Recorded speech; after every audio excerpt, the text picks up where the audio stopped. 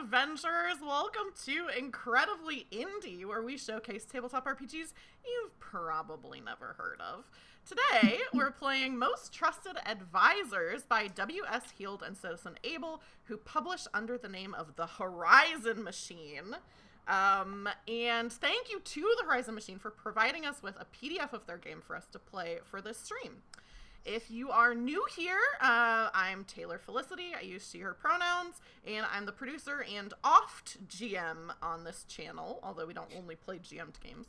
And today I will be portraying the liege of this game, which is maybe my favorite title for a GM that I've heard in a game. And I will really quickly shout out some people who followed recently. First of all, Neop3. I don't know if I am saying that correctly, but hello. And you're saying hello in chat, so hello to you. And then Caustic Cynic also with a follow. Just right before we started stream. And with that, I'm going to throw it over to my players to introduce themselves. And this time we're going to start with Tag. Hello, my name is Tag. I use they, them pronouns. I've been here sometimes, but it's been a little while. And I'm excited to be here now. And that's all I got for you. Good. It's not a good introduction, but it is the one I've chosen. It is good. I'll throw it over to Zay for you to introduce yourself. Yeah, I mean, how can I follow that up? Easily. I mean, same goes for me. I'm Zay. My pronouns are they, them. I've also been around here, maybe more recently than Tag, but it's still been a bit. Almost certainly. I'm very excited to be back playing a very good fool with these excellent people. Very good. Nice. And then Matt, you can introduce yourself. Hello, I'm Matt. He, him pronouns. Everywhere is improv and RPG, and I'm just so pumped. I'm so excited. This is such a fun game. These are such amazing people. It's gonna be amazing. It's gonna be very good. I did put in the chat some links where you can find these wonderful people, whether it's on itch, Twitter, Tumblr, Twitch, various places. You should click on those links and give them a follow. When we do introductions, I also like to do a little icebreaker question. Oh, my audio is low, but I can't turn it up anymore. I'll try to see if I can fix that in a second.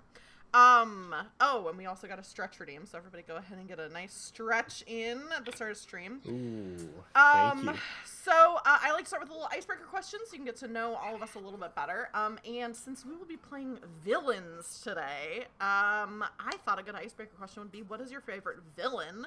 I'm gonna go first. Mike and I have been rewatching Adventure Time recently, and, like, you can't get much better than the Ice King. I mean, kind of, like, you know, and very fitting for this genre as well. I feel like the Ice King is bad, but an idiot. but also a tragic figure. Yes. So that's me. And we'll go in the same order, so I'll throw it over to Tag. Who's your favorite villain? This might be a weird pick, but I've been saying it for years when asked similar questions. You know the movie Amadeus? Yeah. Salieri Yeah. and Amadeus Oh my gosh. is one of the Yes. best villains I've seen in any movie. He's Yeah. incredible. I mean, I love that actor already, but he's so unhinged in such a specific, petty, vengeful way. He's basically a character from this game. Yeah. True. That's very true. Without power. Yeah. That's true. Oops. Okay, hang on. Sorry, I'm adjusting things to try to get my volume up, so we'll see if that works. Okay, I'll throw it over to Zay. Who is your favorite villain? Yeah. It's funny. You've asked me a number of these because I've been on a few times. This might have been the hardest one. Oh, interesting. Yeah, weirdly, I don't know. I don't find myself like drawn to villainous characters a whole lot, so I was struggling with this one, and I did come up with a pick, and I feel like anyone who is familiar with me is not going to be shocked by like this pick, but I think I have to go with Magneto. Ooh, Oh, great yeah. pick. I mean, Someone maybe not always a classic. villain, but is very good as a villain. Like, just you can go melodramatic if you want melodramatic, relatable, like interesting villain. Yeah. Absolutely. Perfect. Yeah, that is a good pick. And then Matt, who's your favorite villain? Okay, so I've been thinking about this a little bit, and I keep coming back to this one just because I cosplayed as him once. But I really love Doctor Horrible from Doctor Horrible's sing along Very vlog. good. Yeah.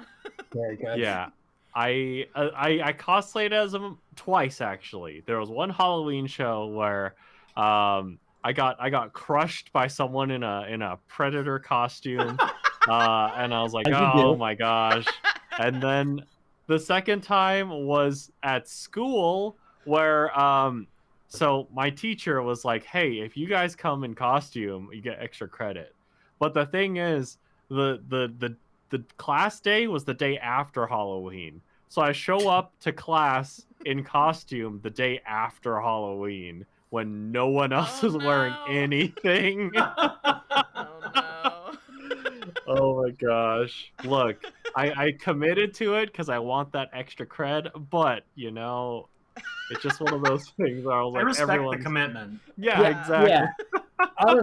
Honestly, if you were given a chance to dress up and the others didn't take it, they're the losers. Yeah. Yeah, you came out on top of that situation. And in the Oh, other God. one, you got crushed by a predator, and normally you'd have to pay for that kind of service. True. True. Good answers. All my right. gosh. I'm going to go ahead and talk a little bit more about the game that we're playing, and then a couple things about the stream, and then we're going to get into it. So, as I mentioned, the game we're playing today is called Most Trusted Advisors. It's by W.S. Heald and Citizen Able, publishing under the Horizon Machine. And let me do this. If you'd like to get it, you can. There's links in chat right now to pick up the game and also follow the creator. And it's a game of comic court intrigue, incorporating some game mechanics from games like Blades in the Dark and Belonging Outside Belonging system, among others. It draws inspiration from things like Blackadder, Terry Pratchett's Discworld books, and shows like It's Always Sunny in Philadelphia and Arrested Development. And I'll just say, if at any point, this is taking place in kind of a medieval Renaissance, like, mixture of a feudal society. So it might be a little hard to get your headspace in, like, a kind of fictional point in time that's really far away from now. So if you're having trouble imagining this feudal society, you can just imagine that we're all playing as CEOs of various media conglomerates. And then that'll probably get you into kind of the same headspace for what you're doing. I don't know if I can play that evil. Right. Yeah, you said this is going to be like lighthearted and fun. Listen, I had to get a dig in there at, Ted Sarandos and Bob Iger. Before we get started, I do want to mention a few things that you all in chat can do to help out the stream. The first is, if there's a moment during the stream that you think would make a good clip, but you don't feel like actually going and making the clip, that's fine. You can actually use the command in chat, an exclamation point followed by the word marker, which I'm doing now so you can see how it works. And that'll make a stream marker for me to come back and make a clip later, which is extremely helpful to me because that's the thing that I'm always least motivated to do. We also do have some tip incentives during today's stream. Any tips that we get during the stream will go to these three performers that I'm having on. So for today, if you tip 200 bits, you can give one advisor a ducat, which they'll use to advance their misdeeds. If you tip 500 bits, you can give all three advisors the ducat.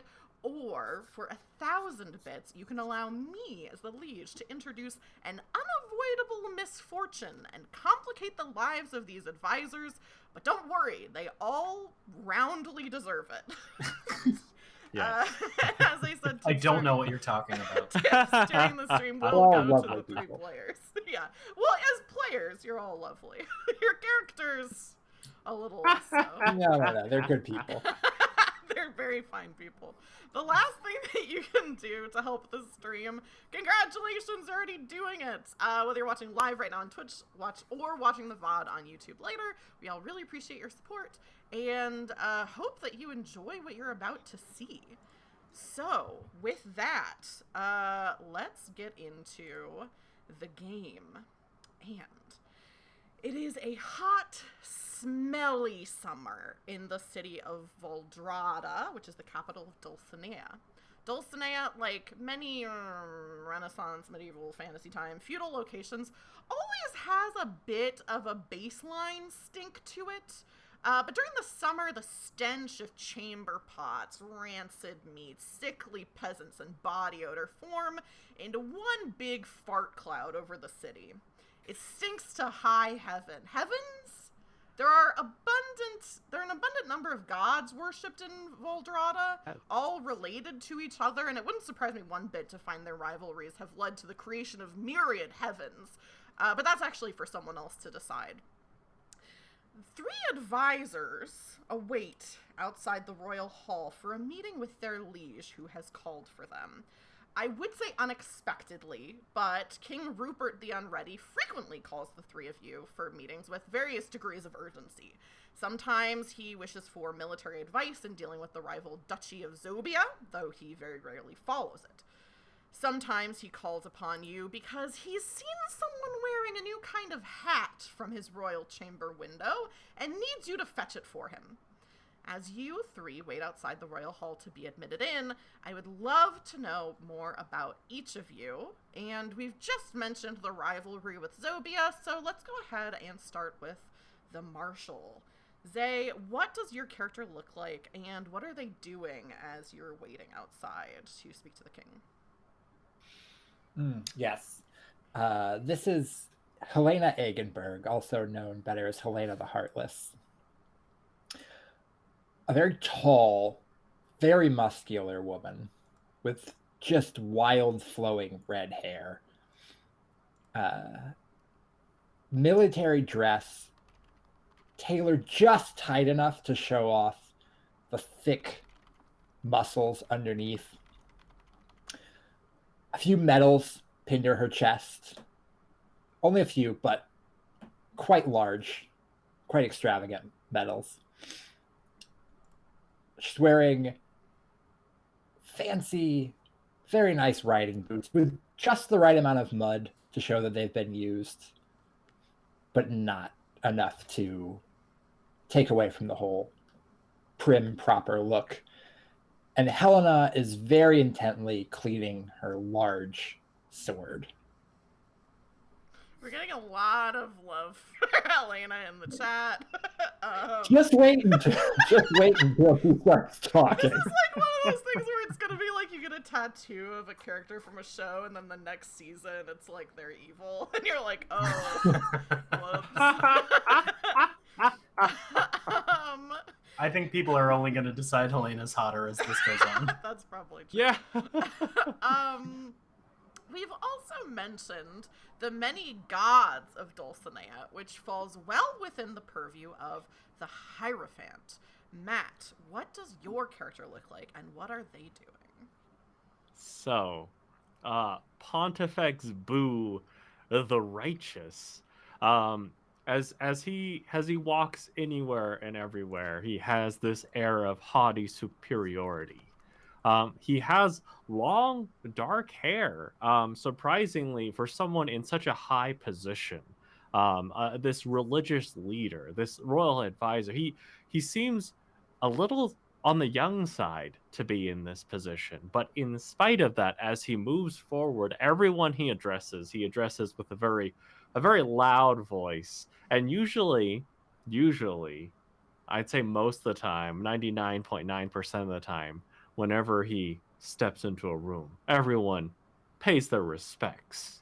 And I imagine that because there is this strong, pungent odor of incense wherever he goes, that everyone in paying said respects has to do their best to not show on their face that they've just been struck by this smell.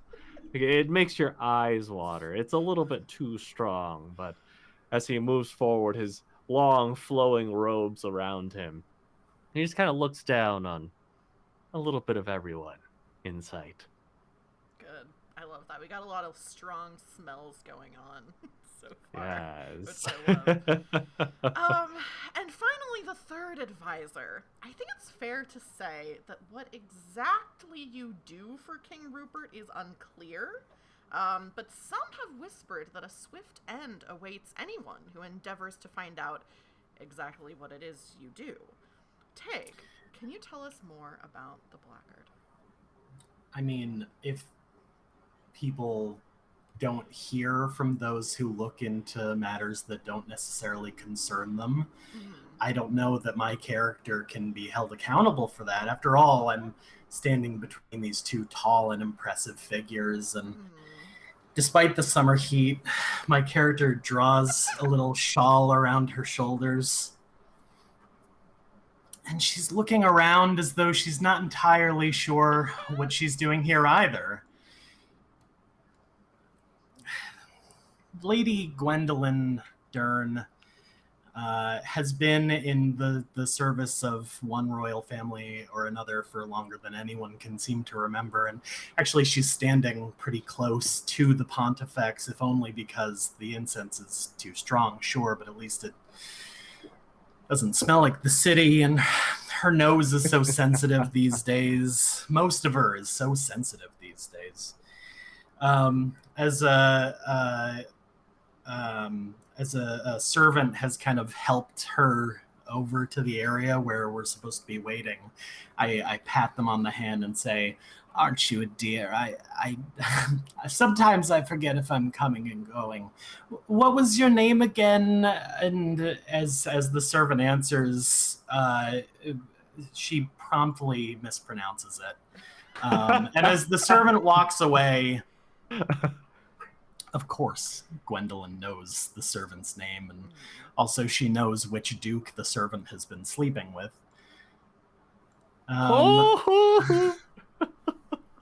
There's a long catalog in that decrepit old brain of hers.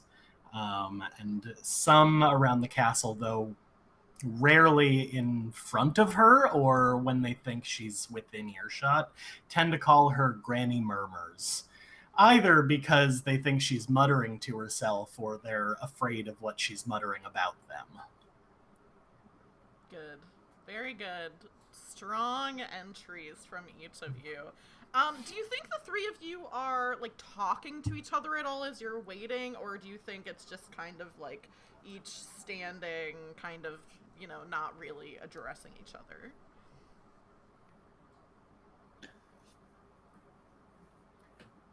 I think Helena speaks a little to them. Like, at least as they come in, there's a short nod to each of them.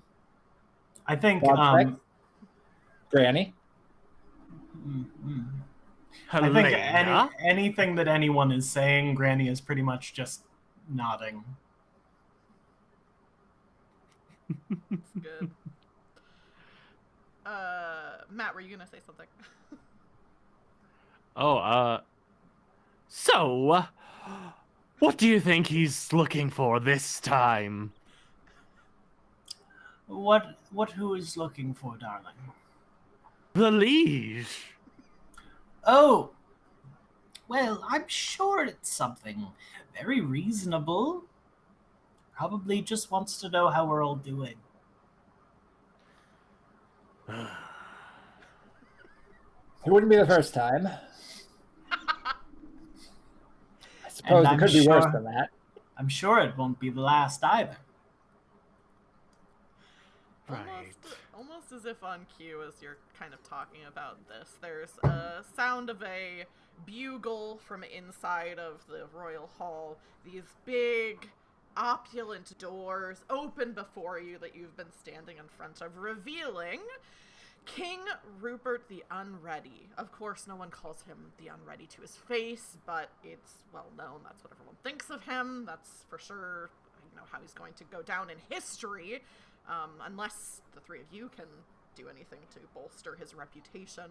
He is sitting on his throne, which is this gold throne, like wood with gold like inlays, and definitely he is not a large person. He's quite small, but the size of the throne makes him appear even more petite. He's kind of he's not particularly old. He's also not particularly young. He's probably in his, like, 30s, which is, a fine age for a king. And I'm imagining if this were to be a cartoon, how he would be drawn is almost like Shaggy from Scooby-Doo, where he has like a very prominent Adam's apple. He's very thin. He's probably not as tall as Shaggy, but he does have some patchy facial hair. His hair is definitely more clean cut than Shaggy's would be, but it's almost, kind of a similar vibe.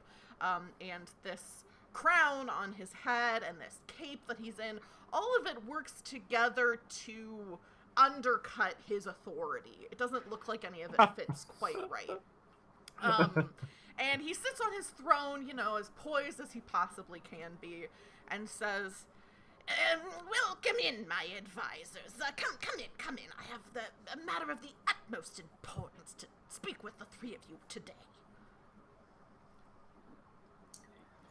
Helena says, of course, my liege, and strides in first, making sure to sort of push past the other two. I very slowly kind of hobble behind. Yeah. Do your best to keep up, Granny. I'll be right there. Don't worry. Pontifex... Don't you wait around for Granny. Pontifex Boo is gonna take a few beats before he steps in, because he wants it to be as prominent as possible when, of course, because of one of my titles, whenever I enter a room, everyone must bow. I'm almost there. Whatever happens with everyone else, I just I want to make sure that there's enough of a pause, so I get the full power of the bow. Immediately, there's definitely some guards in here. The room is mostly empty, so the king is not holding court with a bunch of people right now. It's really just the three of you, but there's always guards here, and servants kind of coming and going, delivering sandwiches to the king, and all of those people deeply bow as soon as Pontifex Boo enters the room. And even the king himself, it wouldn't be proper for him to have a deep bow because he is the king. But even the king sitting on the throne does a deep, kind of head nod that acknowledges you as the Pontifex without, showing too much deference that would be unbefitting a king. Please, everyone. Just, you don't need to do that for little me. Actually, we do need to do this. It's ordered, son. Oh, yes, of course. But thank you. Thank you. Seeing everyone bow, Helena looks around, sees everyone bows, kind of looks around, sort of confused, looks over to Pontifex and goes, yes. Sort of rolls her eyes and gives a half-hearted, just it's not even quite a bow. It's just sort of leaning over a little bit. Granny finally kind of catches up and is a little out of breath, and just sort of politely inclines her head and says, "You'll have to forgive me, Pontifex, with my hips and my back and my neck, and these days I bow for no man, it seems." And Pontifex is gonna address Gwendolyn while kind of snidely looking towards Helena and say, "Oh yes, everyone who is able to should." Very good. I think Helena sort of looks around at oh yes, everyone is They're all bowing. Sorry. I think they've done their job. Oh my goodness. This all seems to go over the king's head as this is happening. Sorry, I've been advised to adjust my mic a little bit closer, so I'm trying to do that. I don't know why it's so quiet. I have my mic turned up all the way. Maybe I just need to shout. Seems the advisors were in the chat all along. Yeah, my truest advisor, who I, to be fair, asked her to check on the mic levels. Okay, I've adjusted it a little bit. That should be good. Live stream, everybody. Okay. Yeah. So the king is kind of, doesn't really, seem to notice this kind of infighting between the three of you. And it seems like never really notices it, even though you're not particularly subtle about it. And instead, just kind of, he's, eating a sandwich, takes a bite from it, sets it down on his plate, and kind of, so, the reason I've called you all here today is, because, well, I have a bit of a problem that I need the three of your help with. It seems as though there's a play that's taking place this evening, and I'd really rather it didn't, if I'm honest with you. You see, the play kind of paints me in a bit of a bad light, and he's kind of has, some are calling it, what is it called?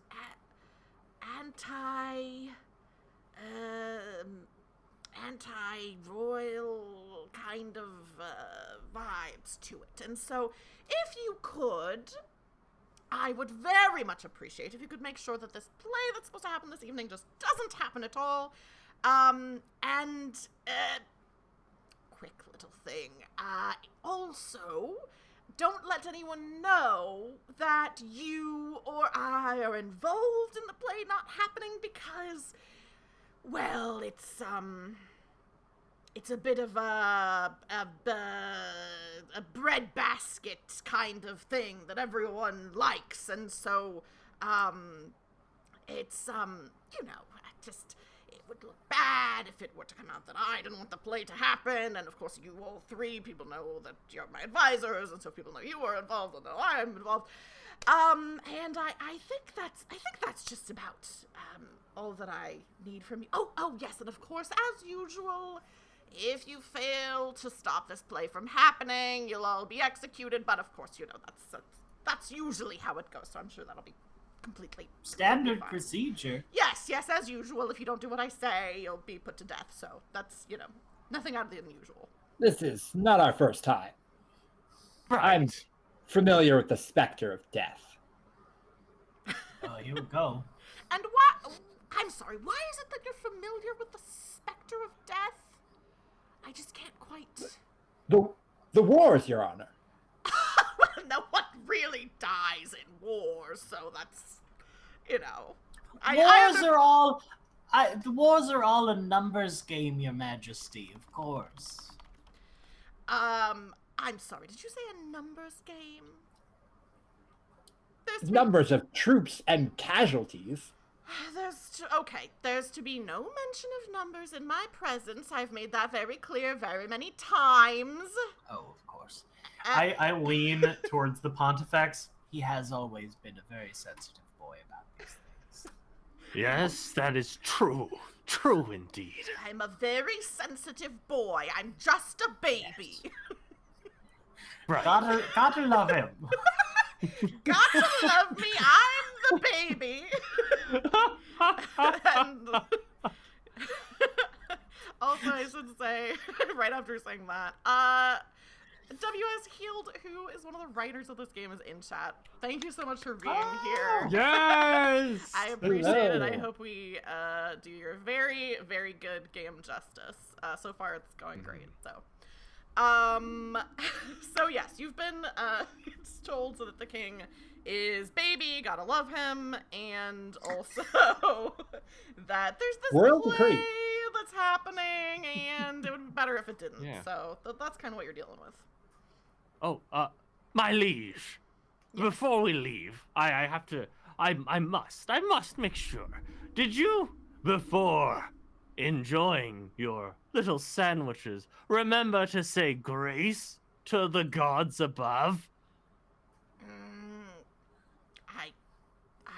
At least one of them. Oh, I think I said something like, Agatha. I didn't realize I was supposed to say Grace. I always get the names confused about who I'm supposed to be talking to with this. Fair. But you did? Well, I mentioned, I know I mentioned Agatha. I think I mentioned Wendy. I don't think I ever mentioned Grace. Did you bring up Timothy? I brought up Timothy, but that was as long as you just mention a Timmy, then I mean I'm no pontifex, but I think as long as you've mentioned a Timmy. Right. Yes, Timmy, I've mentioned Grace, wherever you are. Thank you for my sandwich. Will that do? Yes. And if you don't mind, I'm going to take a ducat for enforcing this. You absolutely should. While you're taking a ducat, I'll also say Growleaf is here, who is the other half of Horizon Machine, aka that Citizen Able guy. Thank you so much thanks for hanging out. The whole Horizon Machine is here with us. Yes, the whole machine. The whole machine, the entire machine. Yes, take a ducat for doing that. And then for anybody who's in chat who's not familiar with this game, one of the things that you can do is all of my advisors here have lists of things they can always do, things that if they do them, they get a ducat, things that they can spend a ducat to do, things that they can have, all these sorts of different things is one big aspect of the game. And also for the players, if at any point you do something that gives you a ducat, you're all much more familiar with those things than I am. So feel free to say, like, I'm taking a ducat for this, or even if you, even if it doesn't, like, come up, like, you feel like you can't, like, take a second to say, like, oh, do I get a ducat for that? Just absolutely feel free to grab one on the whiteboard that we're working with. So, yes, you have enforced this, this thing of the king having to say grace. Let's go. Is there anything else that anyone is doing while you are, here with your liege? Well, Your Majesty, I suppose it would be useful for us to know perhaps the name of the players or of the playhouse. The name of the players of the playhouse. Oh. Yes, we must know the enemy we face. Oh. Who commands them? I don't think I caught the name of anything. But I mean... I suppose we could just shut down all the theaters in the city. Oh, well, no, because there is a play I'm going to this evening that's supposed to be very good, so I don't It's very want important. But there can't possibly be more than 2 plays happening in the city this evening, so I'm sure you find whichever one is the one I want to go to, and then you just shut down the other one, and that should be fine. Helena, it's so important that everyone in the city remember that our dear, beautiful king is a patron of the arts. Yes, I'm a parent of the arts. Yes, as though he birthed them from his own loins. I have often said that. I girded my loins and gave birth to the arts. Of course, my liege. Well, guess we got some footwork to do. Better get a move on. The king has his scepter, of course, and quickly on the ground next to his throne, and, you know, you're not ushered out by the guards, because of course you're much too powerful to be ushered out by guards, but there's a very strong feeling in the room as though you should be on your way out. All right. Pontifex Boo is gonna start to head out, but one of the things he likes to do, as far as the king and the guards are concerned, is that he'll step out, and then he'll be like, "Oh wait, there's one more thing," and just to try to make them bow once again. I seem to have forgotten. My apologies, and then leave. Yeah, it's like everyone is like going back to what they're doing, and then you come back, and everyone like hurries. There's like one of the guards like drops their weapon in the scurry to like bow because it's unexpected. Very good. As I'm kind of shuffling out very slowly, I'm going to motion for a nearby servant to come over. Mm-hmm. And like have them lean way down to me. Mm-hmm. And go, listen, the next time you're bringing some sandwiches to His Majesty, I want you to make sure that you also deliver some books from the Royal Library. And don't mention that I told you to do this, but make sure that it's known that the king has been reading, and I want you to look for titles that have to do with different political views. It's important that people know that he's open to different ideas. Yes, right away, milady. Aren't you a dear? Yes, this servant scurries away to do your bidding immediately, because we all know what happens when Granny murmurs, asks for something and it doesn't happen. And I think in that time that that Pontifex Boo is kind of ducking back into the room, and Granny Murmurs is issuing some advice, or not some advice, a command to a servant. I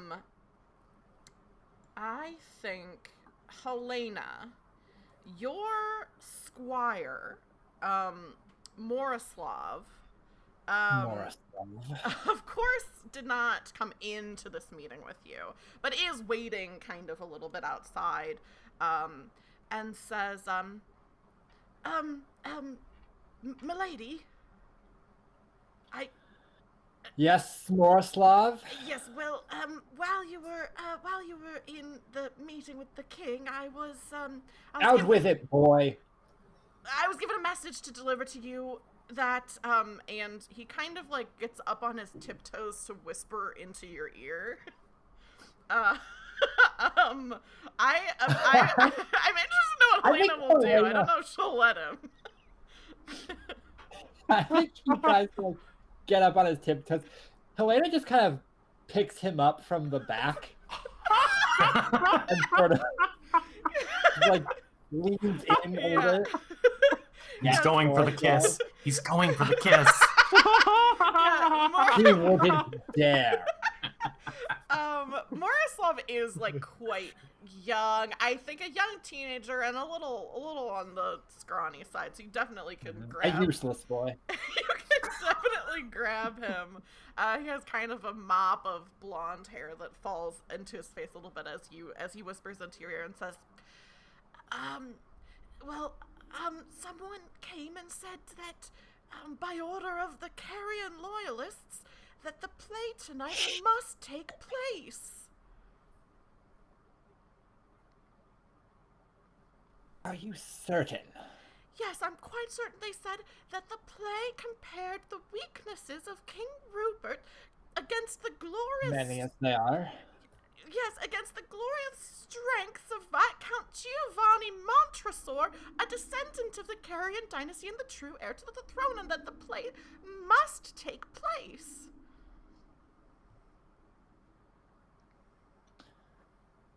Well, it's going to be a very interesting night. Morislav, a word of this gets out to anyone. I'll not just fire you, I'll kill you. Yeah, I'm trying to decide if this needs to be a roll. I don't think it... Okay, I think I'm gonna have this be a roll for a specific reason. If Morislav were a slightly different squire, this might not be the case. But I think I'm going to... kind of don't have a great relationship with Morslav. Yeah, I was gonna say, if this was just a simple loyal squire, this might not be the case. So hang on, let me look at what skills you have. Oops, okay, I accidentally exited out of the whiteboard when I meant to click into it. I feel like this could be disdain or bluster, perhaps. Yes, I think it would definitely be. Or under deceit, which I don't think this is really a deceit, but yeah, I think they feel either one. I Feels. think it's probably disdain. Let me really quick look at the different roles. Where is this? Action ratings. Here we go. When you bluster, oh, well, I actually think this might be bluster. When you bluster, you lie, bluff, or make yourself seem impressive. I guess this isn't technically a lie. Disdain, oh, right. It's definitely disdain. When you disdain, you assert your superiority with demands and insults. So I think this is, yeah, I think this is definitely disdain. Like how visceral the next sentence is, you might make a cutting remark to emotionally destroy a rival. Yeah. I mean, that's what I'm trying to do. Yeah. That is pretty much. I think that might be every time you talk to your squire. Yeah. Oh, yeah. Right. So the way the roles in this game work are let me make sure I'm saying this right, but I'm pretty sure I know what I'm doing. You're gonna roll a number of dice equal to your action rating, which your disdain is 1. So you'll roll a single d6, and you'll use that result to determine how well this goes for you. So go ahead and give me a roll. Yeah, I was trying to see if I had a d6. I had them, I think, in another room for a different game. You could just use a dice. I can use a, yeah. I don't get to roll physical dice often enough. I wanted to do it, but I'm in another room. So let's roll. That's a 3. Okay. Right. If the highest result is a 1, 2, or 3, it's a tragedy. You probably don't get what you want, and you suffer 1 or more misfortunes. Oh no! First roll. The very first roll. But this is what we want, you know. We kind of want you to be subject to misfortunes. More Slav. Okay, so let me. Worse than useless. Actively harmful. I should have murdered that boy years ago. Okay, I can't remember if I inflict the misfortune and then you can decide if you want to add a twist, or if I give you the option to add a twist first. So let me check really quick. Twist, when you roll a tragedy. Okay, yes. So I tell you what misfortune you suffer.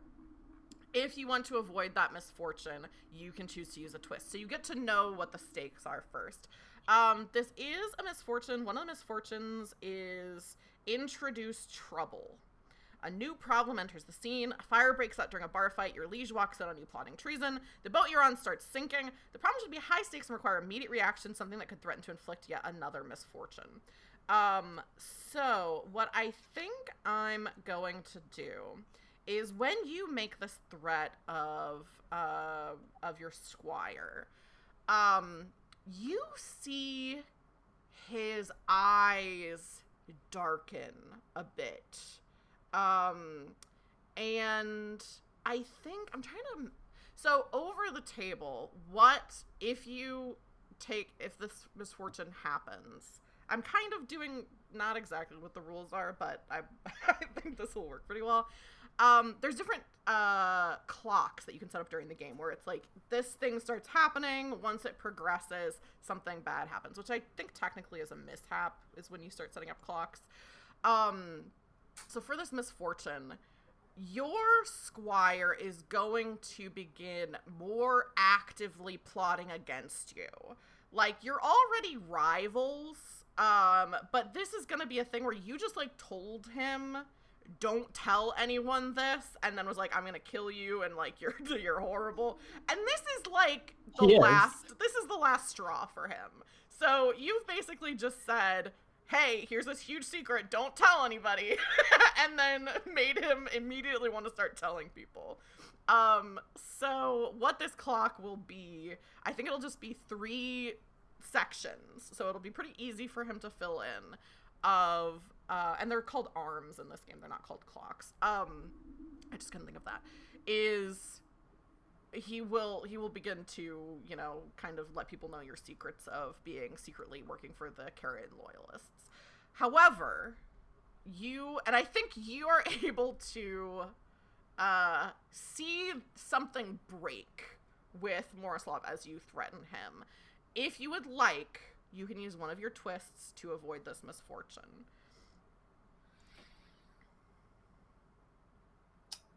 Oh, what the hell? Let's burn through them. Yeah, I will. I think as I like set Morislav back down, and like as he starts to walk away, like it's rolling in her head, and she's like, "Oh, he's useless.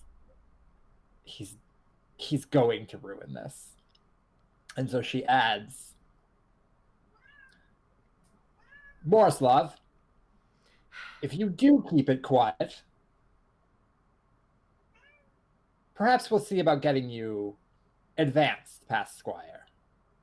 It is a knighthood you're looking for, isn't it?" Do you mean it, my lady? If and only if this is kept quiet. I demand loyalty on the battlefield. He nods very vigorously. And yeah, I will say, you were prepared for this. You were prepared for this eventual betrayal from your squire, and have managed to avoid this misfortune of him actively planning against you. But you do know this information that the group that you are secretly a part of, these Karen loyalists, need for you to make sure that this play happens this evening. That's gotta be easy peasy. I think I'm just gonna go ahead and introduce these all roughly around the same time. So Pontifex Boo. You are, I imagine, you know, you've gone back inside for a second, come back out, you're kind of, you know, straightening your clothes and making sure that you look as excellent as you can. And you spot out of the corner of your eye, what is this person's name? Lillian. Lady Lillian. Or probably not lady, probably something related to the church. Oh, sorry. No, I read the wrong one. It's not Lillian. Lillian's your friend. This is not your friend. Not gonna I should have just read a little further. Farah. And we'll just say Inquisitor Farah, I think that's her title. Is talking to some other people that you know are also a part of the Inquisition. And she's like talking to them, and she keeps kind of looking over at you and then like saying something to them and kind of like laughing a little bit, and you're like, she's talking shit about me right now. Like you can tell from like her body language, she's kind of like, dare. Yeah. And also I think she's not talking to Lillian, who like in game mechanics is your friend, but she's like talking to other people in the Inquisition who like are you're like kind of friendly with, so it's like, that's like fucked up. Why is she talking about me to these people? Right? But yeah, it's kind of, I'm imagining that like outside of the palace is like this big open area where normally like if it's a day when like the peasants are coming to call upon the king, they're all like kind of out in this area, and they're kind of like off to the side. You can hear her laughter kind of echoing in the this like big echoey hall that you're in. Okay.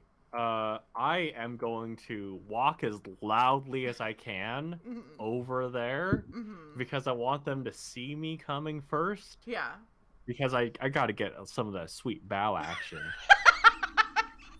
Yeah, even though you're not technically entering the room, you're entering the area, so they're all like, okay. Yes. So, the other three people who are part of the Inquisition, as soon as you're heading over, they bow very deeply.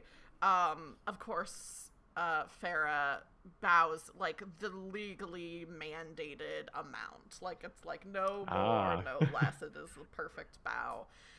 And says, Pontifex Boo, how lovely to see you. You're in audience with the king, it looks as though. Yes, of course. It's lovely to see you and you as well. What are you talking about? Oh, well, we were just talking about the finger bone, but I'm sure you know all about that. And I'll say, Pontifex Boo, you do not know about this finger bone. You can obviously pretend that you do. Yes, the finger bone. I am all too aware. Yes. So we were just kind of talking about what our plans were regarding that, because of course it has to be in the right hands. And but like I said, I'm sure you know all about it. I'm sure you're much more. Oh ahead yes, of the whole thing tragic. than we are. I must say, tragic. Tragic. I suppose it's tragic in the right light. I wouldn't call it tragic, but Oh, you wouldn't? Feel free to enlighten me. What about it is so tragic, Pontifex Boo? Well, I just feel that if a finger bone were to be removed from someone, it's not exactly the happiest circumstance. Pontifex Boo, I mean, this all happened so long in the past, I don't think it was removed during his lifetime. Oh? Really? Unless you have evidence to the contrary, I believe Saint Parsimonius is the finger bone that was taken long after he was dead and buried. I'm going to try to bluster here. Yes. Because, look,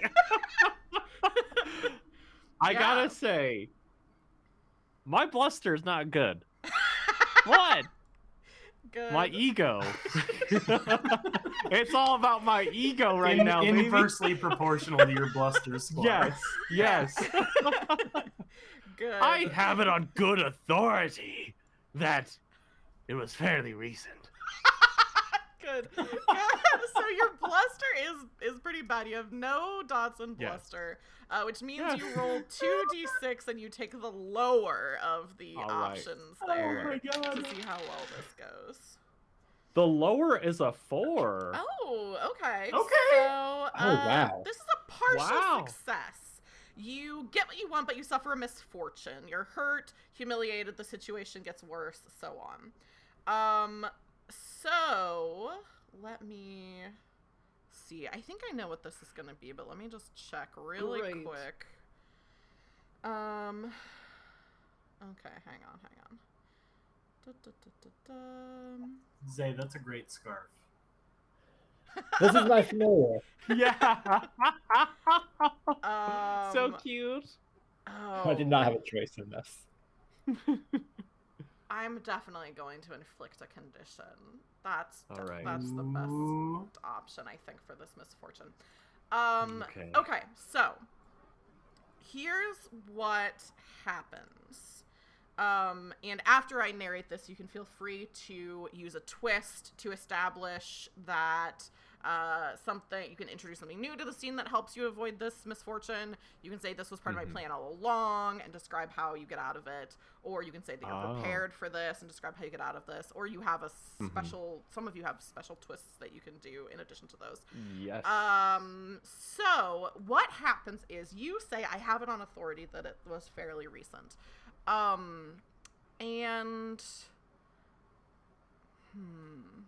Okay, if it works for you, I think what's going to happen is you're going to get information about what they're talking about and how it involves you. But you're going to have a condition inflicted on you. So it's going to be like you're able to kind of understand a little bit more what's going on. I'm game. Cool. So, you say this thing of, I have it on Twitter, it was fairly recent, and she kind of, I think, looks a little bit surprised and says, oh, well, I mean, it's been called for many years the lost finger bone of Saint Parsimonius, and, well, it's been found fairly recently, so I suppose if Saint Parsimonius had been alive this entire time, then perhaps this little cult that's risen up around this finger bone, perhaps they did extricate it from the saint as he was alive. But either way, Pontifex, as I'm sure you know, this little rural cult that's risen up around worshipping this finger bone needs to be stomped out. I'm working on it myself, and I'm sure I will gain much favor from the gods as soon as I do stomp this silly little cult out that, you know, threatens our illustrious gods.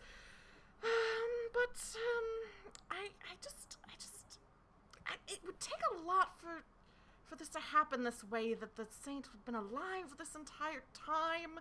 And I think that you're getting these looks from the other people here, that they're kind of looking at you as though you've said something foolish. That, like, they don't necessarily think that you're lying since you succeeded on your bluster. They think, like, oh, Pontifex Boo already knows about this. But they're like, this is kind of a weird thing to just, like, be thinking. I think he might be a weird idiot. I think he knows about the finger bone, but has kind of a weird idea about it. And let me look at the condition options. I believe there's one that, humiliated. I think humiliated is the condition that you're going to take. Which, let me find where in here it gives more specifics about it. Misfortunes. Oh, page 8 is where I need to go to. I need to go higher instead of lower. Humiliated. Your name is Mud. You're the castle laughingstock. At least jesters get paid to live like this. The way... Oh no. This is so rough for Pontifex Boo. You can use it. You can... Yeah. I'll remind you can use a twist to get out of this. But if you don't use a twist... Okay. The way that you get out of it is do something flashy and impressive in front of everyone. The consequence, if you end the session still with this condition, is your nickname changes to the Fool instead of the Righteous. That's if we end the session and you still are humiliated. Would you like to spend a twist to avoid this consequence of being humiliated? Yes. Okay. So, I've got an idea for what I can do here. Because I feel like, you know, sometimes when something stupid happens, something stupider happening will usually override the first stupid thing. Okay.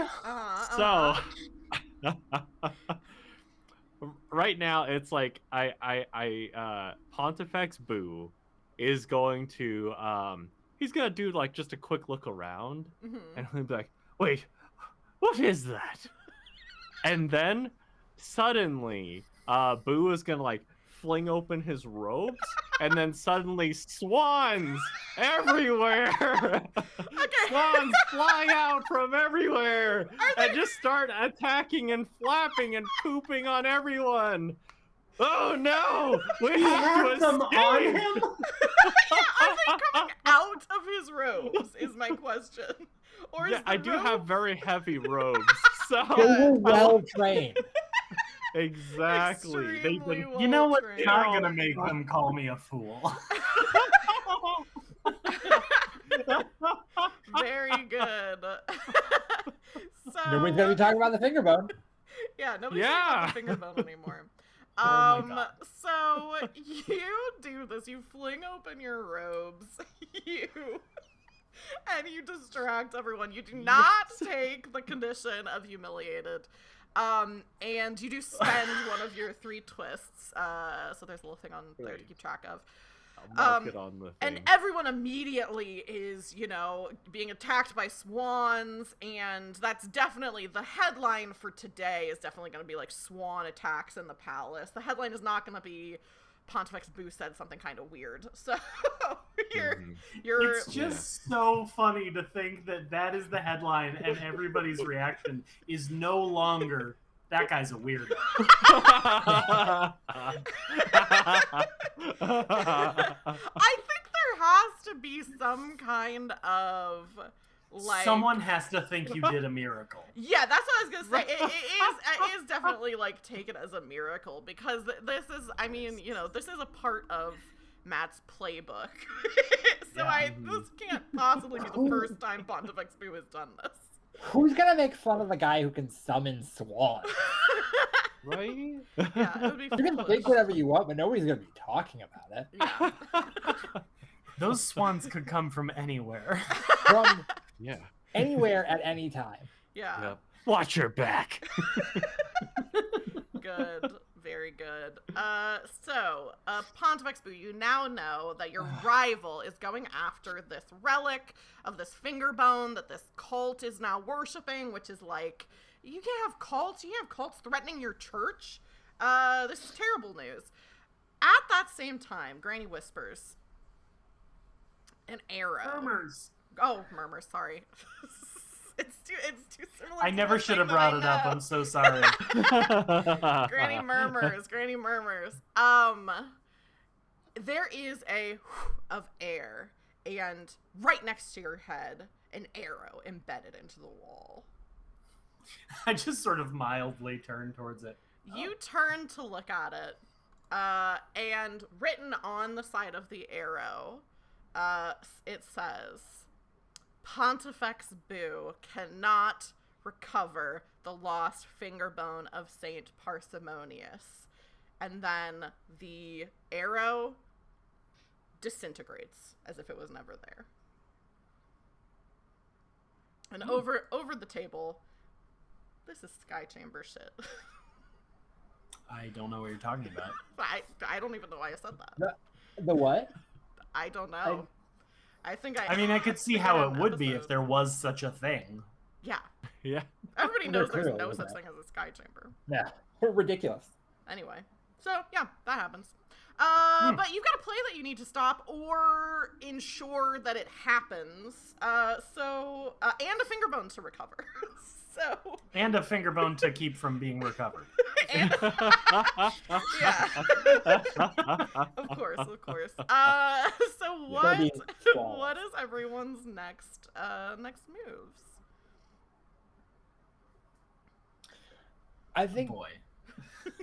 Lady Helena has been looking over a map of the city, just looking for any theaters, particularly the most like important theaters, just like marking them down. I think circling them on the map as like places that we need to go check out. Yeah, I think if you want to, this can be something that you're just doing, and there doesn't need to be a roll. If you are wanting to narrow down where this play is happening by studying these maps, I think this would be a study roll. It's study. When you study, you scrutinize information in detail. I'm not worried about that. You might check the royal ledgers for irregularities. Also, it says you might search for a famous relic, so this could be good for, at some point for Boo. You don't have to make a roll if you're just doing this as like, just describing something your character's doing. But if you would like for it to help you figure out where this play is to take place, it can be a roll. I would like for it to. Unfortunately, I have no marks in study, so this is going to be. That's fine. You can still roll it. You just roll 2. It's still You take the lower one. Yeah. That's fine. It's gonna Yeah. be fine. All right. When Matt I did did it, find he got a 4, so that's Yeah. I got 3 when I had a die. That And was was taking the that was a highest, different so- roll. We'll see. I did That find was some dice. a warm-up. Oh no. Well, the lowest is a 1. The highest is a 2. So. Oh no! It wouldn't have Bad mattered. night. It wouldn't It was have a mattered. bad night. Okay, hang on. Okay, you can't do this now, but I'll mention for future rolls. When you make an action roll, you can declare a flourish. That basically means, like, if you succeed, something above and beyond good happens, but if you fail, something much worse happens. So, you can't do that now, you've already failed, so it wouldn't really behoove you to choose to flourish knowing that you failed. This is a tragedy. You probably don't get what you want, and you suffer one or more misfortunes. Unless you would like to use a twist. Let me look at the misfortune options. Oh, I also have some just as my king. So let me look at these. That doesn't make sense. That doesn't make sense. That doesn't make sense. I don't think a condition makes sense either, so let me see what the king can do for misfortune. Oh. This doesn't really exactly make sense either. Alright. What are the conditions? I think that might be the thing that makes the most sense. Oh! I actually think there is a good condition that fits for Lady Helena. You're looking over this map, and it's like, the king was like, oh, you know, how many plays could there possibly be tonight? There's just my play that I want to go to, and the other play that I don't want to happen. And you're looking at this, and there's like a million plays happening, and it's like, some of them are like on the outskirts of town, that it's like a local troupe has showed up. Some of them it's like, I guess this is a play, it's like a tavern that there's like some people who are performing at. There's like some things that are like an actor giving like a soliloquy, and it's like the king is dumb enough that might be a play to him. Like, who knows what this is.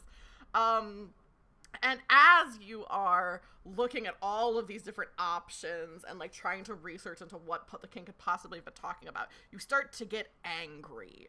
So if you don't use a twist, you will take the condition angry. The way that you get out of it is lashing out at somebody important to end the condition.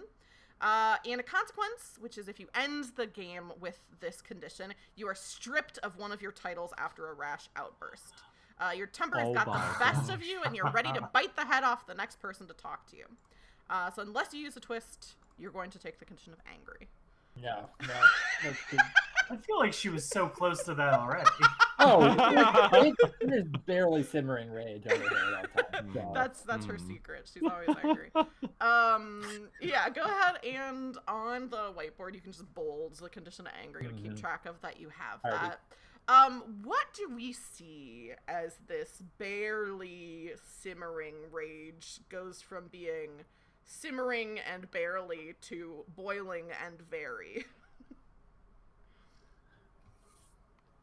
It's because as far as I know, she's like on her own right now. It's just her and her horse, and she's not going to take on the horse. She is like, she's gone from like circling places like, oh yes, that's a theater, that's a theater, to like, that's a theater, and just like punching holes in the map. Oh, no. With like a pen. That's the theater. That's the theater. Someone's doing a performance here. There's like someone's birthday, and it's like there's gonna be like a clown there. Is that a theater? Like, it's like the possibilities are really kind of endless. The king only knew what anything was. Useful, and it's like just eventually there's just holes. The map is just poked through. Terrible. Yeah, so that's Helena went off to poke some holes in a map. What are the other two of you doing? Well, I think that once we get that information, both because it's interesting to me that I have been given a task specifically geared towards the Pontifex, and because I think I trust him more to think about a situation. I think I, after that, kind of go straight to the Pontifex and say, well, there are many playhouses in the city. Right. We have to find the right one.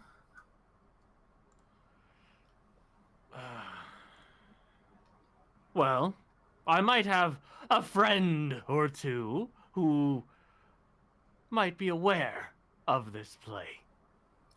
Frankly, I find it disturbing that someone got as far as rehearsals without us hearing about this anti-royalist sentiment. Right.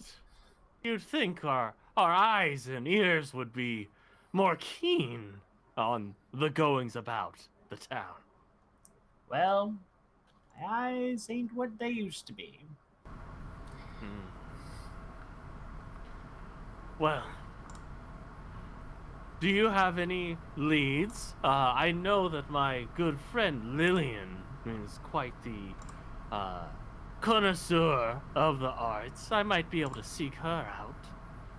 It'd be worth asking her. If she doesn't dig anything up, then I might have a few people I can look in with. All right. I have a favor to ask of you, Gwendolyn. Go on.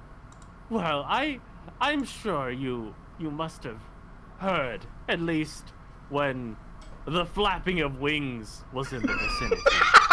I had to deal with a problem, but I'm sure it'll come up again. If you hear anything about this finger bone of Saint Parsimonius. Oh, of Please. course. I'll be sure to listen all about that. I mean, it seems Yes. like it's just the talk of the town, or at least the section of the town in the Temple District. Right. I made myself a fool, but maybe if I were to get my hands on this finger, then I Well, can based show on them. based on all that honking I heard, it sounds like you basically got yourself out of it too. Yes, but I could only unleash swans so many times before they... No. Yeah, you don't want to be just the swan guy, do you? Exactly. I'm no one-trick pony.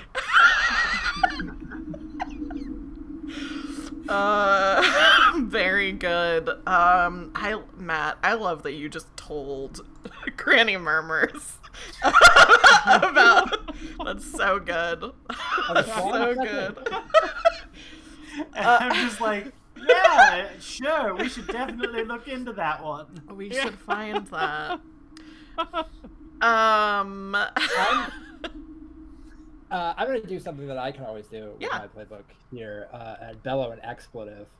As the two of you are talking, you're interrupted by a loud, Jeremiah's balls, there's so many damn theaters in this city. Why hasn't anyone shut down these arts? I hate the arts. Helena comes marching over, brandishing like math punched through with holes. Well, there's your problem. You got holes in your map. How can you find anything with that? I found quite a lot, thank you, and too much, to be frank. I suggest our best course of action is to tackle these immediately. We'll work our way through the city. You mean just sort of go to every playhouse in the city and knock on the door and say, hey, how do you feel about the king? Why not just shut them all down? Except Sure. for the king, we need the one for the king, but... We were specifically told not to shut down at least one of them, and also to be subtle about the whole thing. And I know that's a new concept to you, but I really need you to consider it this time. Subtlety is overrated. You know what? Don't knock it till you try it.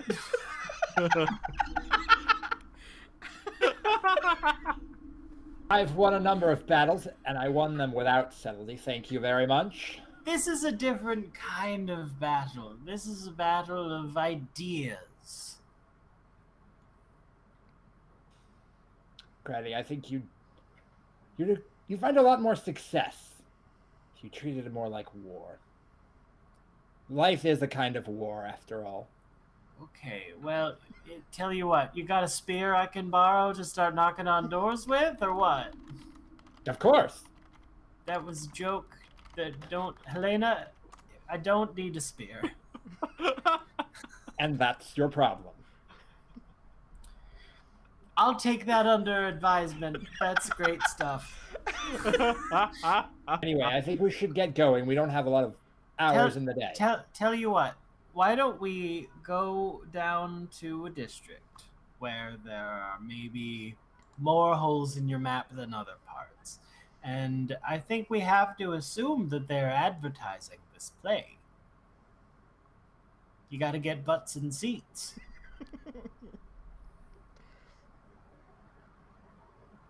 Suppose that's a fair place to start. Maybe there's posters or a hawker or something. I'm already kind of walking away from these two. Yeah. So yeah, I think I have a question. I think specifically for Pontifex Boo, which is, you're kind of in a difficult situation where you have a limited amount of time for two different things that you would like to get done. One of them, if you don't do it, you will be executed. The other one, if you don't do it, that lady that you hate is gonna look good. So, which unthinkable. which of the two options are you going to pursue in this moment? Are you going to pursue trying to shut down the play, or are you going to look into the finger bone? Pontifex Blue has put all of his faith into Gwendolyn, and so he is gonna pursue the shutting down the play. Good. Such a good plan. Yeah. Good I'm proud to be a part of it. Cool. So is everyone going along with Granny Murmur's idea of going to... I think there is for sure like a more arts district where it's like there are definitely more theaters in this area. Is everyone going along with that? Or are you doing your own little twisted misdeeds? I think Helena is going along. She needs to keep an eye on them. Yeah. Is there one, like, in the theater district, is there, like, one of those that's a little bit closer to where my friend Lillian, the artist, might be? I think Lillian's definitely often in this area. I think you could go to this district, like this arts theater district, and your Lillian definitely is often in that area. In fact, I will say Lillian works at a theater to help like paint the like backdrops and stuff like that. So there's definitely a theater that she works at in that district. Then Pontifex Boo is going to propose an idea of splitting up and say, so, I know of one theater where I have an inn, so I might be able to take care of things fairly quickly there. If we want to meet up afterwards, you can investigate a place, and I'll investigate this one. Sure, that sounds very reasonable. I mean, I guess I'd only slow you down a little bit. So maybe I could do a little bit of reading about that other personal matter that's unrelated to this that we discussed. Oh, yes. Thank you. My life is in your hands, Gwendolyn. I'll keep it safe and close to my heart as always, Pontifex. Good. Pontifex does like the heart. And then walks off. Oh my god. So good. Cool. Okay, so the Pontifex is going off to the theater that Lillian works at. I do not have a name for this theater in mind, so let me look and see if there's any good... There's a bunch of really good tables in this game. I don't think any of them are like location theatery names, but I'll check. Noble houses. No, none of them are theater names. Let's call this theater that you're going to let's call it, all I can think of is the Globe Theater. Hey, well, I was going to suggest a very dumb joke and go say, for it. just call it the circle. It's like the globe, but it's two-dimensional. Yes. Okay. Good. Or just it could be the Mercator Theater, because then it's just a map projection. That's true. Okay, so here's what we're gonna do. There's a Mercator Theater and there's a Circle Theater. Oh shit! I've doubled our places to check. Well, you already were gonna go to two. Yeah, like you. Yeah. So I'll say Lillian works at the Circle Theater. So Pontifex Boo, you can head over there. And the Circle Theater is a pretty prominent one. Lillian's like decently well-known artist, and so her working there, it doesn't have renown because she works there, but she works there like because it has some renown, you know. So she does backdrops and probably like some costuming work and things like that as well. So you're able to find her pretty easily. If you head there, she's like working on a set, and kind of, it's definitely like putting finishing touches on it. It's like there's going to be a show tonight, so she's kind of just like putting some finishing touches on the show as you find her. And she's dressed in kind of more like, she's not dressed in like the finery that would befit her station. She's dressed in kind of more like working clothes, because she's got like kind of paint on, so she's got the big puffy sleeves rolled up and like an apron on, and her dress is kind of, she's got some of those like skirt hikes that are like hiking her dress up so that she can move around a little bit more easily. And when you come in, she bows deeply, as do all the other people who are working at the Circle Theater getting ready for the show tonight. It's afternoon, so it's not like the show's about to happen, but it's like the day of this thing happening, so there's a lot of people around practicing and things like that. And she says, Pontifex Boo, how good to see you. Are you going to be attending the show tonight? Lillian, it is great to see you as well. I'm not sure. I am trying to decide on a show, and I was wondering if your show here has anything to do with the king. Yes, our show tonight does have to do with the king, of course, has to do with the king. Oh? Yes, it's a bit of a comedy. It's kind of about the king, Bluebert, and it's kind of about this battle that he rode into, and was just kind of fumbling through the entire thing. And yes, it's supposed to be quite good. I've sat in on some of the rehearsals, and it's very funny. I see. There wouldn't happen to be a rehearsal going on right now, would there? I think some of the actors are here running scenes with each other and practicing. It's not, not everyone on stage right at the moment, but I'm sure if you looked around, you could talk to some people or witness something. If you could direct me to where the actor playing King Bluebert might be. Yes, I think he's around somewhere. I'm going to, there are tables for this. Some people you may run into. Okay. Let me see. If any of these fit. Those don't fit. Oh, this is good. So she kind of looks around and is like, Eric, are you working on anything right now? And you can see an actor kind of turns, was delivering a monologue to a wall, like how oftentimes you're practicing something, you're doing that, and turns around. He is pretty young, like maybe in his 20s, and definitely like very tanned, kind of rugged looking, and basically looks like kind of like a farmer, but he's here practicing his lines.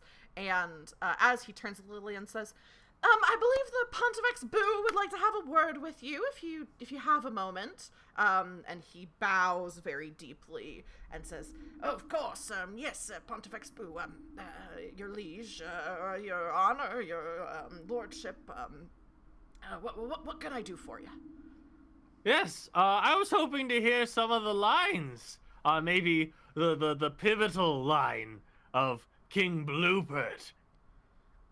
He like kind of looks around. There's definitely like has become something of a scene, because like you're such an important figure. Everyone of course had to bow when you came in, and so he's kind of looking around to see if this is like, you know, okay for him to do, basically to give like a preview of this show that's like that's about to happen. Is there anything that you would like to do to like influence this? Yeah. So, I'm gonna spend one of my ducats to scare him. So this is something that the Hierophant can always do, and I'm gonna lean in and say, "You're going to show me that line, right? Or else, perhaps you will learn the meaning of the Keeper of the Swans as well." He immediately, like, kind of jumps in his place and says, yes, verily this day you've seen King Bluebert deliver the final blow against the enemies of Zobia. And anyone who should stand before me should see my mighty sword. And he like flings his arm out, and he's holding like a wooden sword, and it goes flying out of his hand, and he goes, "Oh, whoops-a-daisy," and is delivering this monologue where he's being very like braggadocious, but you know, losing his sword. All right. Thank you, Eric. I'll be back. He nods and like looks around for like people's approval of like what he just did, and everyone seems a little bit like kind of like, oh wow, but it's evenly split as to like people being confused and also people being like, maybe the Pontifex will be here, and like kind of excited about that. So definitely stirring up some emotions here for everybody. While that's been happening, what are Lady Helena and Lady Gwendolyn doing? Okay, well, I'm going to ask Helena a question first. Do you think we are heading there together? Are we doing two separate things? I have a plan in place for both situations. Wow.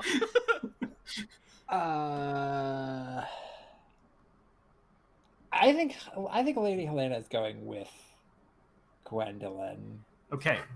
Gwendolyn is going to count on how angry you've become here.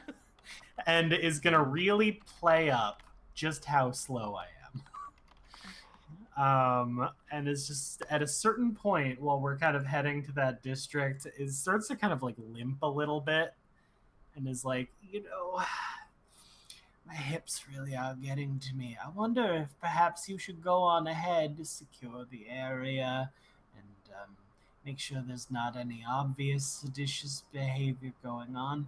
And I'll catch you up, of course. I might just have to look for sort of a wagon to take me across town. I get so tired these days. Yes, well, Granny, I wouldn't want to leave you alone. Why don't... Oh, I'll be fine. Of course I'll be fine. As I say, I'll take a wagon over. You'll be there. There won't be any time for these charlatan actors to get their play together without your watchful eye. Yes, well, the city can be a dangerous place, and as you won't take my offer of a spear, perhaps I can offer a ride. A ride?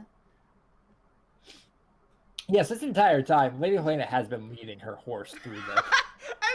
I was going to ask if you were riding it or leading it. No.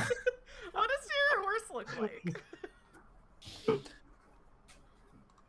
He's a very... Lord Patagon is a very large horse. I think It's a black horse, like white mane, very big, and angry looking. Mm-hmm.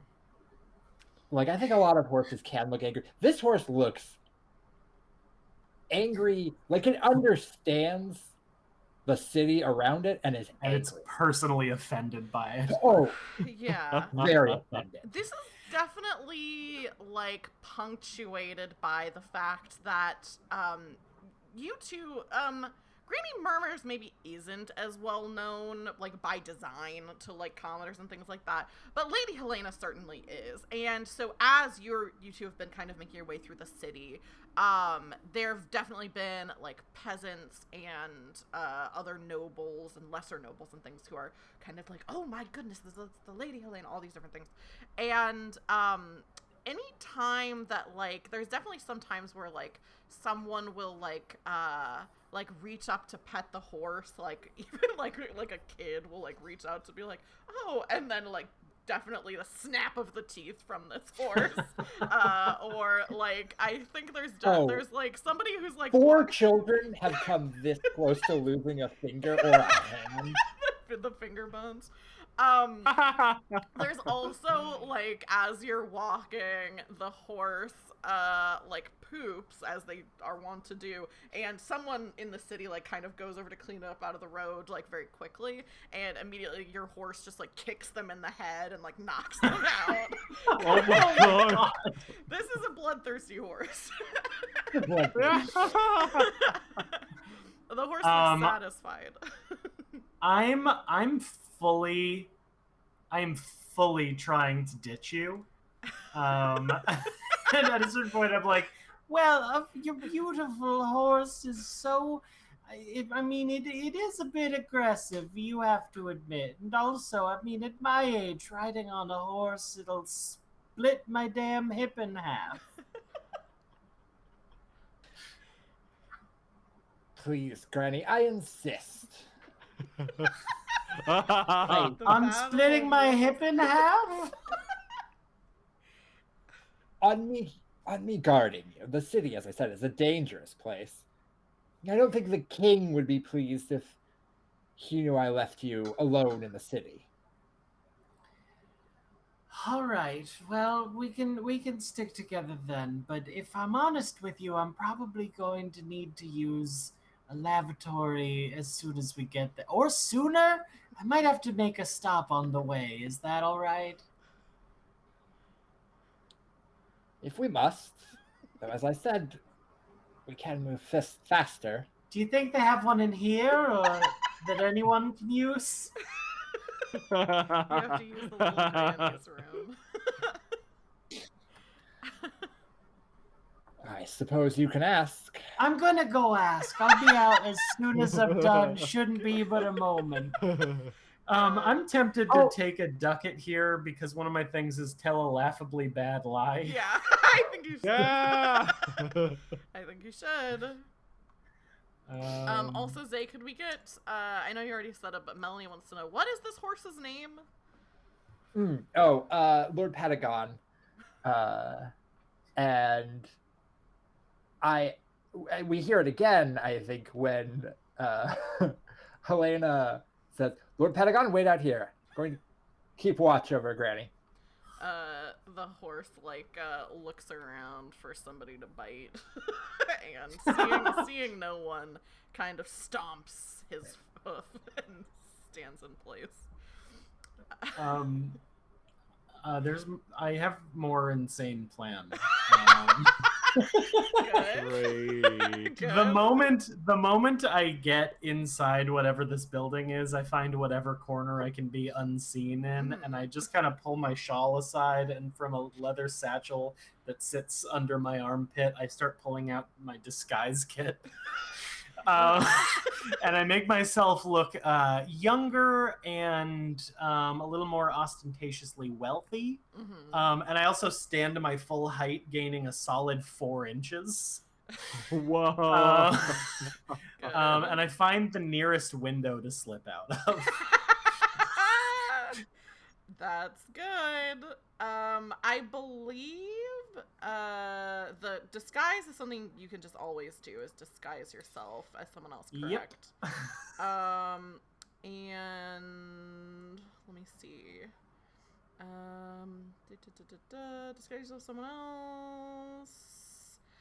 And I do always have a trunk full of disguises. You do always have a trunk full of disguises. Okay. I think, I'm trying to decide, because I think Lady Helena is obviously trying not to lose you. Yeah. So there's not really like role versus like other PCs in this game. So I'm trying to decide whether, I think Zay's already rolled a few times. I think not Lady Helena. I think Granny Murmurs, you should roll. I think this is a skulk roll, which surprisingly I don't have anything. Yeah, you don't have anything in skulk. I have 2 in shadow, and okay, let me look at shadow and see if that. Yeah, I don't know that does it. Let me look. When you shadow, you ambush the unwary and trail your enemies. When you skulk, you hide from danger and move quickly and quietly. So I do think, unfortunately for you, this is skulk. So the consequences of this being, I think, depending on how you roll, that Lady Helena will see you trying to get away, and also potentially another misfortune. Yeah. I think if you're seeing, it's not Helena that sees you. Yeah, okay. Yeah, I do like that. Okay. So go ahead and make your roll. Let me know what you get. Well, my lower thing is a 2. Okay. With a 2, you. Yeah. Can I pitch what this looks like then? Yeah. I think Granny Murmurs finds whatever window she can to like clamber out of. A lot more agile than the rest of us would expect, I think. And like, though I imagine you kind of have to like, you're still older. You have to like crawl back down, like lower yourself down out of the window, and then you turn around and there's just Lord Pentagon and just like snorting in your face. I have something that is similar but a little bit sillier than what you just said. That I would love. Okay. Oh snap! I would love to pitch the idea that, since this is a tragedy, that Granny Murmurs, you find this window. You're able to put on a disguise that works perfectly. This isn't a roll for that. You don't look like yourself, which is potentially important for whatever's going to happen after this.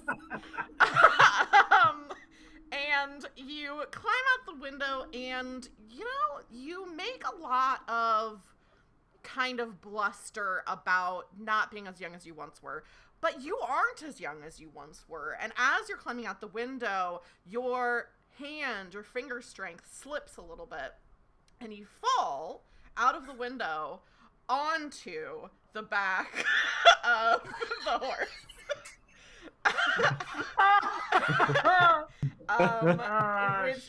Which is bad in and of itself. But also, I think, I may also, let me look at the conditions, and if there's a funny condition, I may give you that as well. There's no way this hateful horse is gonna listen to me over Helena in any way, in any circumstance. Helena's not around, so the horse may just eat you right now. Oh my god. Okay, I'll actually let you pick, Tag, which you would prefer, because there's 2 that could fit here. There's one condition that is just tired. You're totally spent, limp as a boiled cabbage. There's, outs and consequences for that one.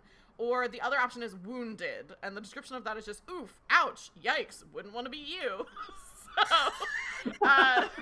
So whichever one of those you would prefer. I think either of them, being an old woman unexpectedly finding herself on a horse, could be tired or wounded. Oh boy. Or you could spend a twist to have this work out in your favor. Yeah. Oh my god. The only. You know what? It's 8:20 p.m. I haven't spent any yet. Yeah. Let's go. I'm going to spend a twist. Mm-hmm. And I'm going to say this was part of my plan all along. I was hoping that you would say that. Because that now even though I'm using this to try and avoid this misfortune of like having the tired condition. Yeah. It is fully true that I'm not as young as I once was, and now perhaps I've got a ride. Yeah. So you do not take the tired misfortune. You do find yourself on the back of the horse. It sounds as though you're riding this horse away, that this was part of your plan. Yep, I'm stealing Helena's horse. And to be a little more transparent, the whole reason I've decided to change into a disguise is because what I would like to do is go to this other theater by myself, disguised as a wealthy person whose job is to promote the arts and plays in particular, which I'm also I'm angling to get a ducat here too, because there's a thing where I get one if I overcomplicate a simple plan, such as just going and asking around with layers of needless duplicity. Yeah, take a ducat. I've now added a disguise and horse theft to that simple task. We shall be held in touch as Grand Theft Horso. Exactly. Yes. Okay. So we're about to take our break. So I think throwing to the break. Yeah, Isaiah, what were you gonna say? I was just gonna ask a real quick question before, because I also was angling for something, and just in the interest of like moving story along. Yes. Is it possible for Lady Helena to see, like, the Lord Pentagon writing off? Yes, that's what I was about to say. So what I think happens is, unless you have something else. I have the right reaction to this, but go ahead. Okay, so you are like, I'm going to go into this thing. It takes you a second to get, you can't leave your horse untied, especially because the horse is very bloodthirsty. So it takes you a second to deal with, your horse. You turn to go into the thing to look for Granny Murmurs. I'm just always going to say the wrong thing. Granny Murmurs. And in the time that it takes you to just like take a few steps into this business, you hear a whoomp, and then of your horse being taken away. You turn and see this happening, but because Granny Murmurs is in a disguise, I don't think you recognize that she is who has stolen your horse. You just see this like younger, stranger stole your horse. rich woman who's riding away on your horse. What's your reaction? Oh, immediately. I think, like, Lady Helena hears this and goes, like, running to a window to see the horse galloping away and someone on her horse. Mm-hmm.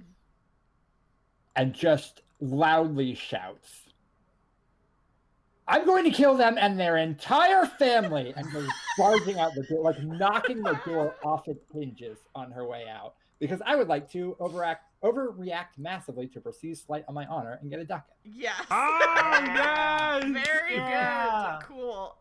So with that cliffhanger, I am going to take us to a break.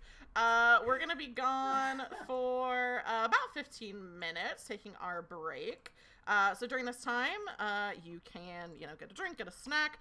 I would even say this is the perfect time to go ahead and buy this game, click over, open a new tab, buy this game. Please. And then also, you can follow all of our lovely players. So, you got 15 minutes to do both of those things. And during that, we're going to take a little break. So we will see you all in 15 minutes. Bye. Felicitations, adventurers! We are back with the second half of our game of Most Trusted Advisors by the Horizon Machine. So far, things have gone really well. Depending on who you are and what it is you want. This is a comic game of feudal intrigue. and you can check it out here. And also check out our players in case you missed their introductions there. And then one last thing I'll say before we get back into it is just a reminder that if you want to tip during the game, that can affect the game. So for 200 bits, you can give a player a ducat. For 500 bits, you can give all 3 players ducats. Or for 1,000 bits, you can introduce an unavoidable misfortune. I mention that simply because all of those tips will go to my 3 players. So, you know, I'm just advocating for them, that you tip them. But with that, I think we will get back into our game, which left off with Lady Helena watching someone, unbeknownst to her who exactly it was, riding off on her beloved horse. And coincidentally, Granny Murmurs was riding off on Helena's horse in a disguise. That's, like, you know, obviously not I don't the think same it's thing. related. I don't think it's related. We're not. It's Just happening at weird the same time. coincidence. And also, Pontifex Boo had gone to a theater to find this, to try to find out which theater in the city was putting on a play that painted the king in a negative light. And Pontifex Boo was able to find a theater and listen to some of the play that they were putting on. So with all of that being said, I honestly don't know who to ask next what they're doing because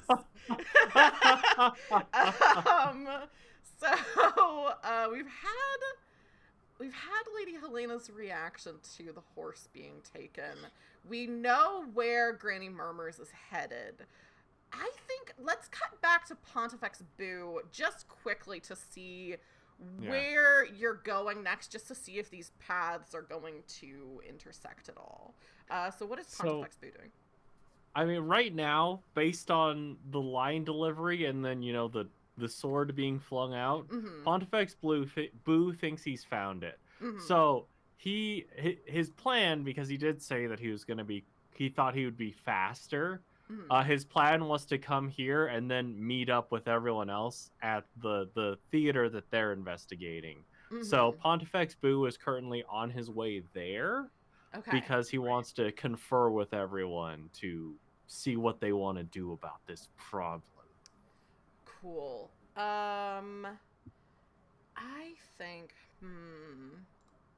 there's a part of me that is tempted to do one thing, and then I'm like, does the timing of this make any sense? It would be funny if Pontifex Boo sees Granny Murmur riding through, but also would in disguise. Be in that direction. Yeah, in disguise. Oh. So I think the timing matches up because Pontifex Boo was able to kind of get in and get out pretty quickly, and the other two of you had already described that it was taking you a while to get where you're going because Granny Murmurs was stalling. I spent a solid half hour just trying to ditch Helena. Yeah. So this kind of brings you all a little bit together. So I'll describe what you see.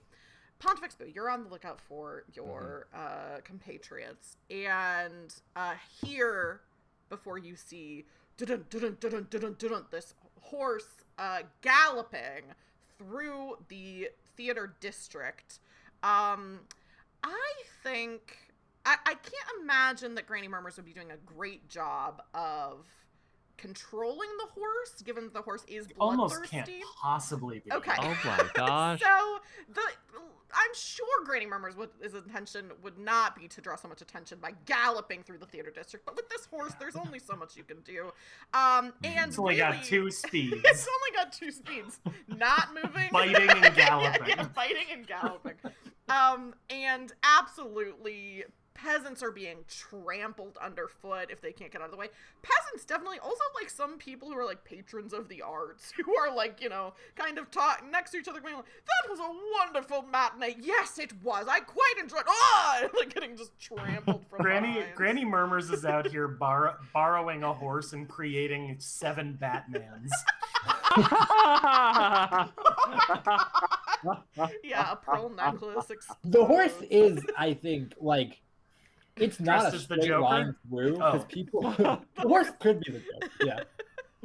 Yeah.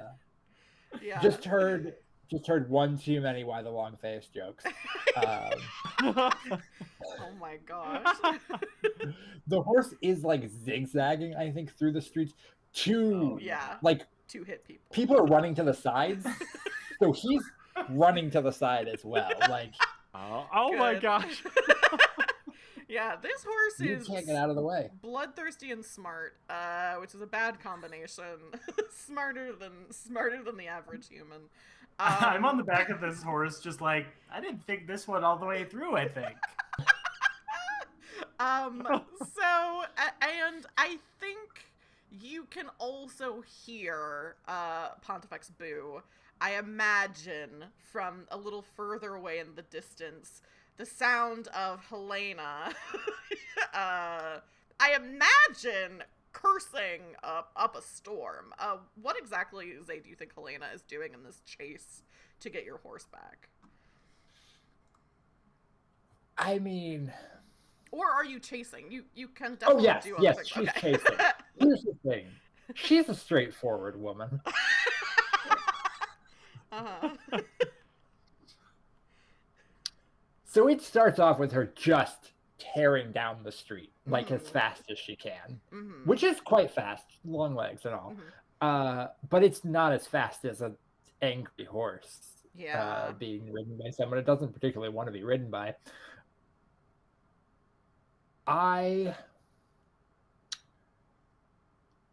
There's only one option left then if you're going to try and chase down a horse that's been stolen from you, and that's to steal another horse and follow. That, you know, that's true. When you're right, you're right. Oh. Okay. Is stealing another horse related to anything you can always do? Is my first question. I mean, if I duel him for a horse. If you what? If I duel them for a horse. Which is, unfortunately, I think, slower than I would like. It's up to you. If you would like to narrate something you can always do in order to get a horse, you can do that. Otherwise, I think if you want to be, you know, able to just steal a horse, I think it is going to be a roll, which you are doing a lot of. I feel bad. It keeps being you, but that's a roll. There's got to be some sort of like speed duel, because they did mention Grand Theft Horseo earlier. So you're just like, I challenge you, just take it. You're describing a horse jacking. I mean, okay, yeah. Yeah, it's a horse jacking, which all too common in the city. That's true. I think that's what it's. Lady Helena just like tearing down the street, and then like starting to run out of breath. And then just like seeing some horses tied up, like seeing someone maybe like just starting to tie up a horse or something, and she just goes like running up and pulls out her sword, and it's just like, a duel, your horse or your life. A duel? Really saying two fully different things. A duel?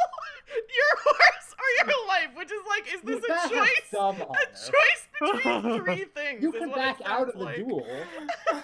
Either I'm going to duel you, you're going to give me your horse, or I'm going to kill you, is what it sounds like. Helena's always saying that she's had so many noble duels, and what she means is that she's constantly robbing people in broad daylight while yelling at them. It's a duel. If you declare it a duel, it's a duel. Yeah, I think that's true. So here's what I'll say, I think. You can always challenge someone to a duel.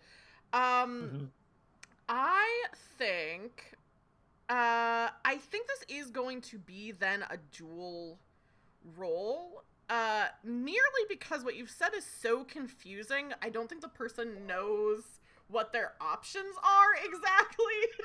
And so they hear duel and see the sword, and I think this is someone who is kind of, you know, we'll say this is somebody who's kind of like is a knight. Like you've seen this horse. It's like there's a knight here, not in like full armor, but is someone who is, you know, able to duel. So you can go ahead and roll duel. And I think, do you have a title that Yeah, so I would assume if this is a knight, that I'm sort of doing this with reckless disregard for my own safety. I would right? say so, yeah. So I get +1 die, so I have 3 dice. Cool. Nice. And that is a 6 for my highest. Hey, Oh, yes!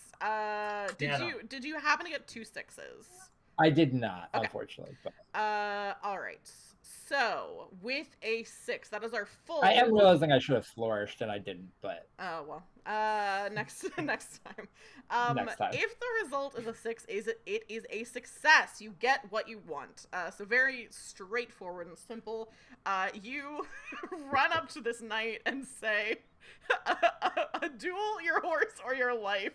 They draw their sword to duel you. Go ahead and describe how Helena just instantly dispatches with this duel. Like, however it resolves is up to you. But you're able to do it very, very quickly and efficiently.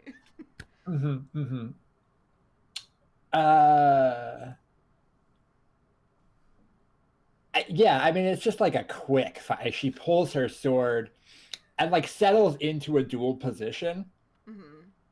And I think, I assume the knight, this person I'm dueling, does the same. And it is just like brute force. Like, there's no finesse in her style. It is just immediately, she's angry. Yeah. She's got a lot going on. Presumably this person is unprepared. Yeah. Yeah, I don't think they were prepared for this. Yeah. And I just, brute force bowl them over. Okay, so you don't kill them. You're just knocking them out of the way. Here's the thing.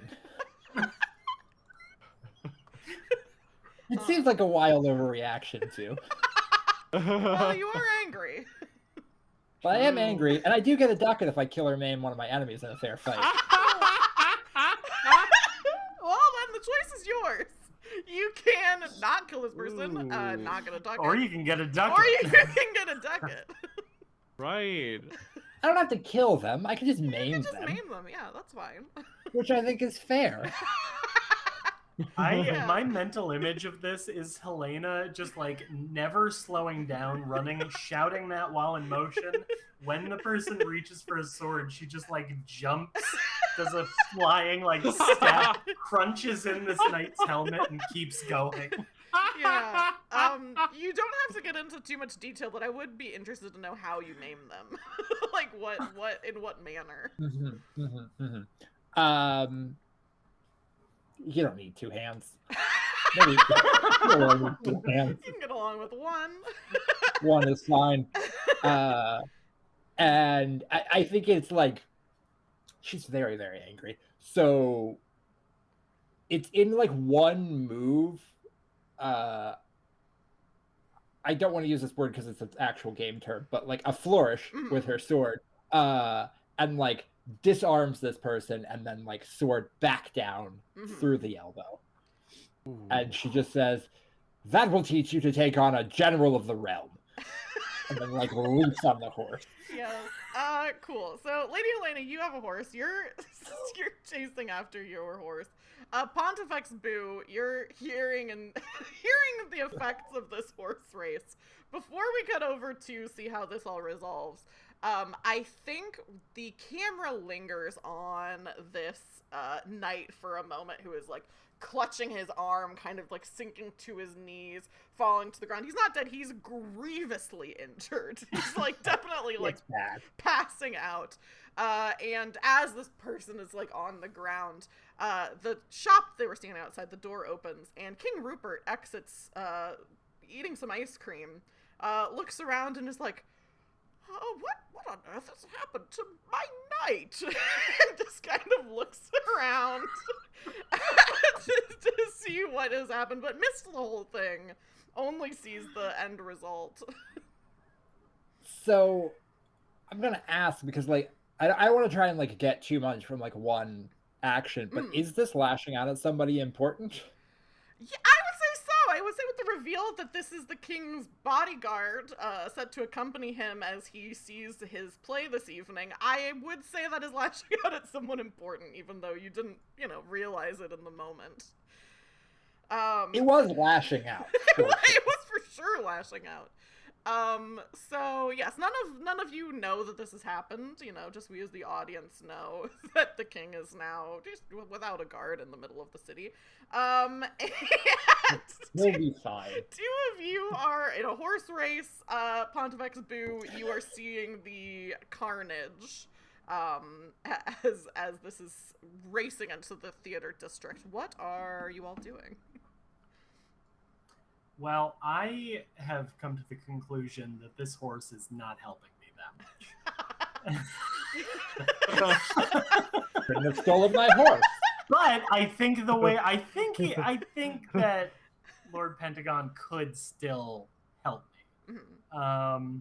And all I have to do is find a way to leap off of this horse safely and let it keep rampaging so that Helena still has to chase it down. Yeah, that should be super easy, especially because I'm sure you have like a really good rating in whatever you would need to do to jump off a horse absolutely. Safely. For example, I do have a dot in survey, so maybe I'd be able to spot, like a wagon full of hay nearby.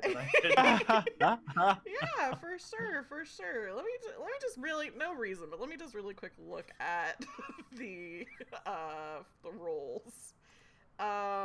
So survey is one option.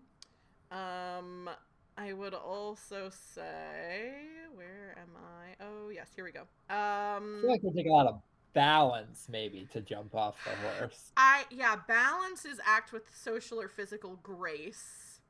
And it does list some options that sound like that would work. There is also... No, I think... Well, okay. Survey is you spot a way out of a dangerous situation.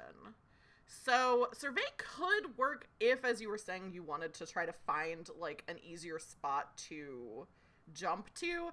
I think it would come down to two rolls in that situation though, because survey would not be the act of then jumping off of the horse. So that's true. Think probably balance is the thing that is going to most quickly like resolve what you're trying to do. And I'm sure you probably have like 3 dots in balance or something. At least. Yeah. Yeah, that sounds right. Oh, sorry. What does this say? None? Interesting. Oh, okay. That's fine. Actually, when you have none, you get to roll 2 dice. So it's even better than if I had that's better. Dart. So it's better if you roll no dice. I rolled a 5 and a 6. Oh my god. I should ask you all if you want to flourish before you make rolls. I just keep forgetting to. But so a 6 is a full success, which is good news. Unfortunately, a 5 is a partial success. Yeah. 5 is partial, yeah. Right? Okay. So you get what you want, but suffer a misfortune. You're hurt, humiliated. The situation gets worse, or so on. I think you are able to get off of the horse. I do think now, though, unless you have a twist you would like to use, it does seem like the is it injured condition is probably going to make an appearance. Yeah, like I think I've got to get hurt because of this. Wounded is the condition. Yeah. Yeah. Okay, so you are now wounded unless you'd like to spend a twist. No. To get out of the wounded condition, you can be treated by a physician or collapse from blood loss at an inopportune moment. Are your options to lose this condition? Noted. If you end the one shot with the wounded condition, your wound becomes infected and you must amputate a limb or facial feature. So those are the stakes of this. But all you have to do is pass out in an inopportune moment. So that's like just no problem. Easy peasy. I'll leave it to you how you don't have to get like too, in detail description of this, but how is Granny Murmurs injured in jumping off of this horse? Oh boy. I think that her mind is on like, if I jump off of this thing and land in a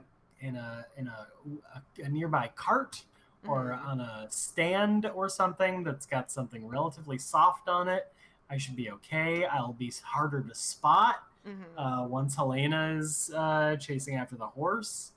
And I think that Gwendolyn is just, when she was in her 20s, she could have pulled this off perfectly, I'm sure. Yeah.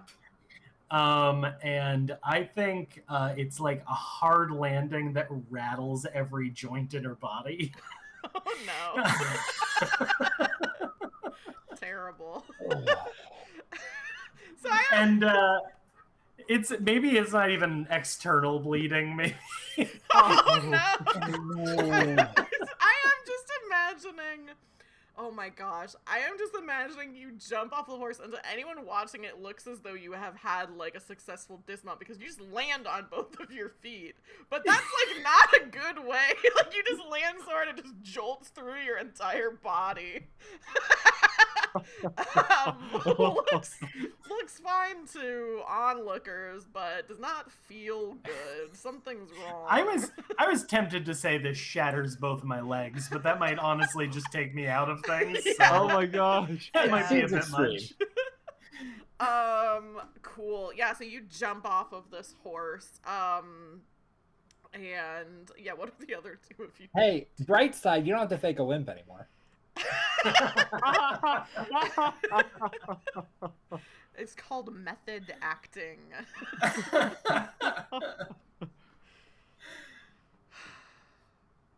Good. Okay.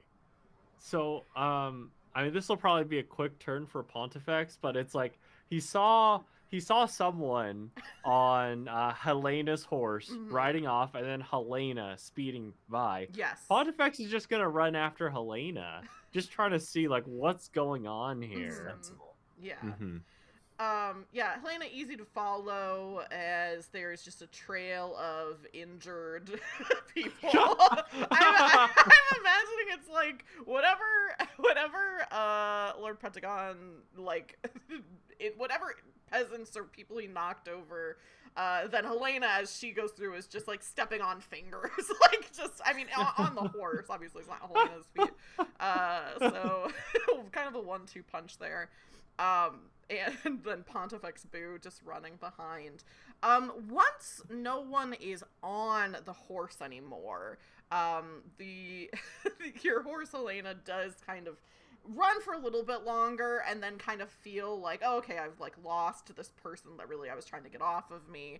Looks around, kind of a like red glint in his eye for someone to bite. As you ride up to him, Helena. You're kind of, I imagine there's like, sometimes in like theater districts, there's like kind of like a square kind of, where it's like, okay, there's like this theater over here, this theater over here. So you're kind of right in the center of multiple theaters as you ride up to your horse. Yeah, I think seeing that he's stopped, she rides up, hops down from the horse that she had stolen. I think just like smacks it on the rump to send it off to like wherever it wants to go to now. It's be free, no noble use beast. Yeah. I don't need it anymore. And then it's just like approaching Lord Pentagon with just very worried, but also still some anger, not at the horse underneath, but just like, who was it? Who was it who stole you? Where are they? We'll kill them together. Your horse kind of tosses his mane, gives you a bite, but it's a playful bite, you know. It definitely hurts, but like, you know, it doesn't draw blood. And looks and kind of tosses his head over in the direction of Granny Murmurs, who I imagine is just kind of standing like this, cartoon style, having been like vibrated from your feet. God. So my gambit to be less easy to spot has fled already. Yes, you're still. I don't think Helena recognizes you still. Certainly not. Oh, she's all the more likely to kill me. Yeah. Yeah, I think she starts marching towards you, Lord Pentagon behind her. Yeah. You, explain yourself. Why, madam, I can't tell you how very, very sorry I am. I tried. It looked as though your beautiful, beautiful horse there was going to try and make a break for it since it weren't tied up to nothing by the time I got there. And so I tried to grab onto his reins, and he just started running with such a swiftness that I was flung onto his back. I could barely hold on for my life. I do think you get to take a ducat. Yeah, that seems right. Yeah, I mean, Helena looks at the horse. Is this true? The horse shakes his head, his mane going in the wind. I trust my horse's word above anyone. Oh no. Pontifex Boo, I think this is probably where you catch up. What's going on? What's going on here? Oh, man of the cloth, surely you can help make sense of this terrible situation. You see, I was trying to help this poor noble beast who was left briefly unattended and was perhaps spooked by something in the road. I also have a thing that says lie to a PC. If they believe you, give them a ducat. Oh. As a thing I can always do. Yeah. Can I ask something? And this would be like several layers of meta here, I guess. But, okay. So, first off, would Pontifex Boo be aware of, some of your disguises? Maybe. I think so. I think of the two of you, like you're the one who like. I think there are two versions of how people see Granny, and it's either like, oh, okay, she's a little old lady who's sweet and kind of losing her mind, and then there are people who are like, no, that's an act, and she's very scary. And I think that you each fall into those two different camps. Oh, okay. Now, next, in all the hubbub and everything, I mean, how good is your disguise? Would it have like a not as good as it was before? Yeah, that's a good point. Okay, if I can recognize that this is potentially Gwendolyn, then Pontifex Boo is gonna say, maybe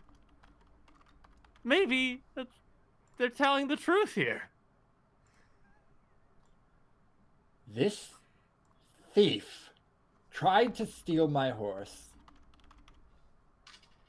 and will now duel me. Oh. Wait a second. Helena. There is something that I must tell you. Well, and I'm going to use my Royal Diviner, and I'm going to spend a ducat and say, they do say that if someone steals a horse, of course this is one of the words of wisdom, the commandment, if you will, by Marin, sister god, where she says, thou shalt not duel a horse thief on the day of the thievery. Perhaps it would be ill of our quest if you dueled this person today, and you could put it off until tomorrow.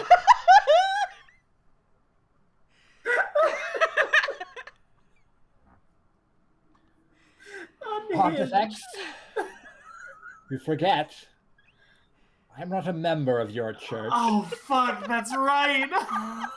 That's true. And I always say, why put off a duel when you can fight today? But counter argument.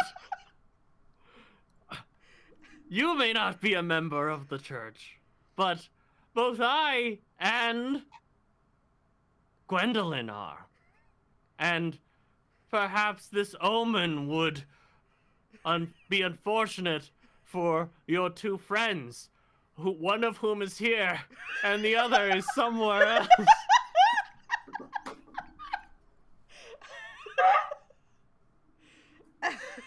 You would have me let this horse thief just go about their day to steal anyone's horse?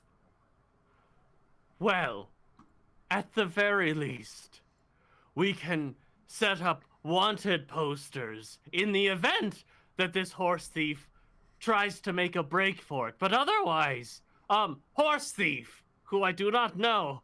Yes, this is the first time we are ever meeting. Yes, you would promise to meet Helena the Heartless, perhaps tomorrow evening in the courtyard. Yeah, right? Tomorrow's good for me, and I live so close to the courtyard. That's very convenient for me. Great! And, you believe in the same church that I do, right, horse thief? Of course, I go every Tuesday. Great! I dare say that to go back on that would be against the gods. And honestly, I'm thinking about it, and I'm patting me pockets. I ain't even got a sword on me to duel you, but if I did go home, I could pick up a sword, you see. Right. You wouldn't duel an unarmed, unknown combatant. There's definitely like people watching this who are like, a duel with an unarmed combatant, that's not a duel at all, that's just a murder. And then people are, a murder. And there's like all these people talking about murder.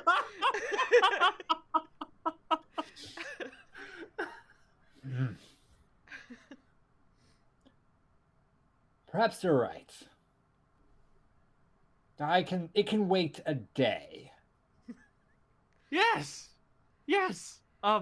And in this case, Pontifex Boo is gonna try to garner support for Helena now and say, Helena is also righteous. Also a person of character. Do you see, people? Do you see?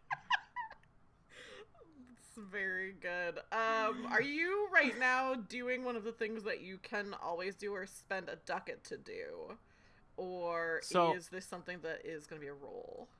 In this moment, I'm trying to pass a moral judgment. Which is something I can always do. Yeah. I already spent a ducat to do the omen thing. Yeah. The bad omen. Yeah, so I'm out. Yeah. I'm out of money. Yeah, I think the moral judgment is enough to get the crowd on your side. That you're declaring that what Helena's doing is morally sound. And so people are like, yes, that's right. It's good to not murder someone on the same day they stole their horse from you. Yes. It's an omen. It's an omen. So people are At this, on that Helena like straightens up and sheaths her sword and like starts to straighten her clothing, sort of brushes off a couple of the medals on her chest, sort of turns a bit to display them all. Preens a little bit for the crowd. I'll just be on my way so that I can prepare to meet my untimely and terrible demise at the hands of this very noble lady here. Tomorrow, that is. Yes, in the courtyard tomorrow. Courtyard tomorrow! Yes, while we go, unbeknownst to everyone else, to the theater. Good. Well, it's certainly none of my business. I shall see you tomorrow, thief. Yes, see you then. Hope Oh it's God. the swift death that I experience.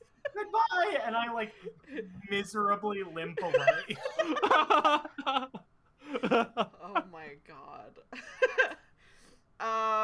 Okay, so, I have gone ahead on our whiteboard and added two, what they're called arms in this game. Each of them only has 3 tracks. And one of them is an arm of advancement. If you're able to have 3 successes, of things to fill in this, on the left-hand side, on the right-hand side, the play will be stopped. So when you get successes on things, or even partial successes on things, that arm of advancement can be ticked. On the other hand, there is an arms that has 3 sections that indicates that the play happens. So when you have mixed successes or total failures, something happens that can progress the play. You can still use twists. This would be the consequences of a roll, so you can still use twists to affect that. But we are, kind of getting down to the nitty gritty of the game of what you're trying to do. So, Granny Murmurs, I know you had something specific that you wanted to do. So is that still what you want to do? I don't know if it is accomplishable at this point. I do think, like, meta-wise, it would be good at this point for the 3 of you to be, like, reunited and doing things as a group. It's going to be easier for you. One of you does have a vested interest in not doing what you're all supposed to be doing, but I would argue also has a vested interest in doing what you're supposed to be doing. So, I think, so my input would be that if we can finagle a way for the 3 of you to do something together, that would be easiest. But for of course, you're able to do whatever your little heart desires. I think that my clever ploy is kind of in shambles at this point, because there's just definitely no way that I can, like, redo a disguise and, like, get to this place to have a conversation before they get there. So I'm like limping away out of sight, and then I'm gonna circle back around to them at an opportune moment. Yeah, cool. So the other 2 of you, I believe, are headed to the Mercator Theater, which is the other the other potential theater that this could be at. Right. And Pontifex Boo, are you conveying anything that you've discovered thus far to Lady Helena? Yes. So, Helena, at the other theater where my good friend was working, I did get the chance to hear some of the lines of the actor who would be playing our good king, and I wasn't very impressed. At the moment, terrible actor, eh? well, I wouldn't say that, but I would say it does not paint the king in a good light. But pretty spot on with the acting.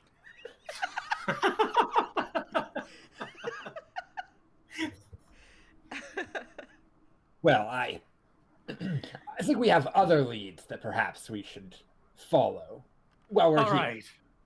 Yes, I'm a little winded from that run, so if you take the lead, I will follow. So the 2 of you, and feel free to re-enter as Granny Murmurs at whatever time you would like to, head into the Mercator Theater, which, if the circle was more like the globe, which is what I was kind of imagining, it's an open-air theater, and there's a lot of the, like, common folk are there mixed in with, the box seating that more of the richer people would sit at. The Mercator is definitely a little bit more upscale. It's not outdoors. It has, it's also more of like a traditional, like modern day theater, I would say. It still has like a thrust stage, but there's, you know, big velvet, like red velvet curtains.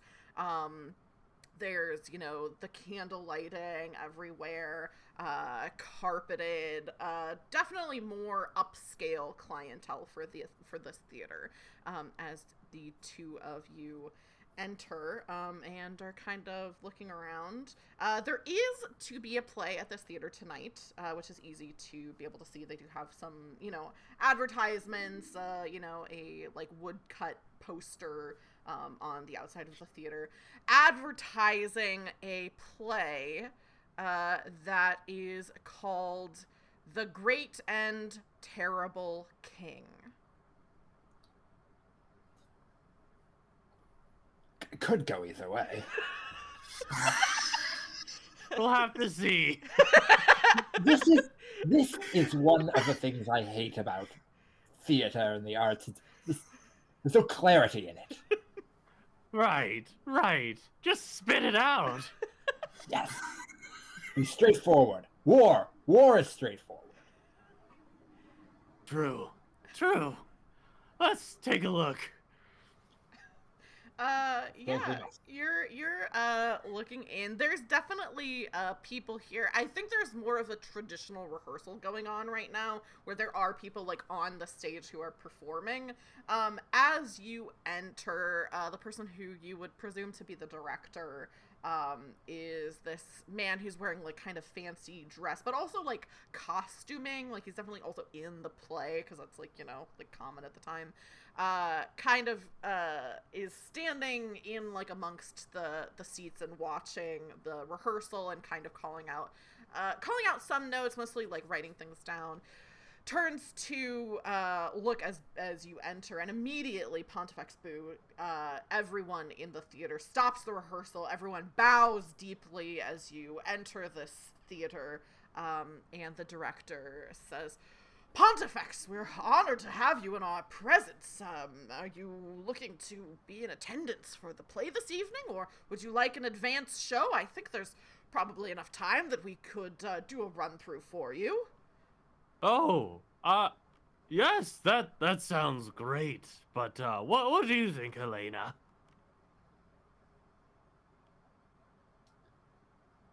I think we need to... I don't think we need to listen. And she sort of like pulls Pontifex away. Listen, I'm not going to sit through an entire show. The quicker we can make it here, the better. I get it. I'm going to choose this moment to do something I can always do, which is emerge from the shadows.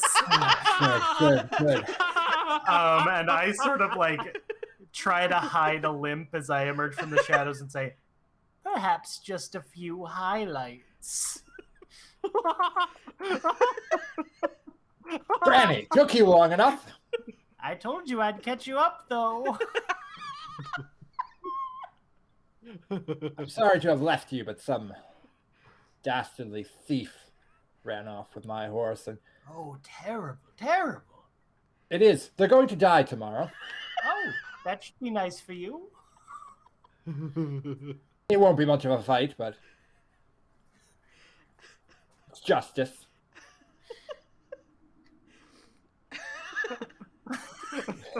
Well, what do you think, Pontifex? So do we stick around just for maybe a highlight from the show? Yes. And I'll turn to the director and say, could you just give us the good parts? I mean, I've written the play, so in my humble estimation, Pontifex, every part of it is truly excellent, but I believe I can show you some things that will leave you intrigued, perhaps wanting to return for our show this evening. Yes, please do. Okay, so I'm going to do something a little bit silly, I think. Okay. This In this game? Been so serious up to this point. You don't all have to do this, and in fact, probably you all shouldn't do this. But I think what I would like to happen, as this director is kind of running through the highlights of this play, it is a little cerebral. It's a little hard to kind of understand exactly what is being said. Like, there's definitely, like, a point the play is trying to make, but I don't think it's immediately, like, understandable, especially with huge swaths of it not being performed. So, I don't think all of you should do this. I probably think only one of you should do this, but I can't stop you. To roll to see if you're able to understand what is happening in this play. Are any of us not idiots? There is no way Helena is trying to understand this play. Famously detests theater, so. Oh, it's horrible. The good This news... is why theater should just be shut down. I think this could... I am doing kind of a weird thing, because there's not a role specifically that fits this. I think survey or study could work. Could I make an argument for a thing that I can always do is spend a ducat and learn a secret? Could that extend to the meaning of this play? Yes. I actually think you could. So in that case, if anyone wants to make the role, apart from Granny Murmur's just understanding what's happening, you can. And actually, I think first I'd like to know, is anyone going to attempt the role? Knowing that Granny Murmurs will be able to understand it regardless of what you do. You do your thing. Say, I can't tell if you're thinking about whether you want to... No. I already said. Helena's not. Well, you said you wouldn't be good at it. You didn't say you weren't going to do it. No. I said there's no way she's attempting. Oh, okay. She's not even in any manner interested in this. Too full of hate. Okay. So, Granny Murmurs, you're watching this play. I think by necessity, Pontifex Boo and Helena, you're like, I literally don't know what's happening in this play. They're doing the thing where it's like a single actor will play multiple roles, and since this is just a rehearsal, they're not changing costumes, and so that's even adding to it more, where you're like, I don't know who this person is supposed to be, and like they're not obviously saying like this is this person. So it's pretty difficult to understand. Granny Murmurs, you're watching this, and you're kind of like, oh, okay, I've seen other stories like this. And I think maybe you even know a little bit about this theater in particular. And so you're kind of like, okay, I know like some information about this theater. As you're watching the play, you are realizing that this play is set in an alternate universe where instead of King Rupert being the king is Viscount Giovanni Montresor, who is, the kind of favorite of the Carrion Loyalists, which the Carrion Loyalists is this group that believes that this other, like, royal dynasty should still be in control of the country, basically. So you're watching this play and you're like, oh, I heard someone say Giovanni, and then somebody's like talking about King Montresor, and so you're like, okay, this play is basically like the country would be so much better if the Viscount were the king. Gotcha. But it's almost intentionally like layered so that a person watching it might not get that, but like if you know, you know. While we're watching this, at some point when this starts to dawn on me and the wheels start turning, I'm going to kind of like lean in towards the other two and say, okay, so I'm going to tell you two things real quick, and you're just going to have to follow along with Granny on this one. Thing number one, this is basically somebody's OC insert AU kind of thing. I understood none of those words. You just trust me. The second thing is more important. It is as seditious as hell.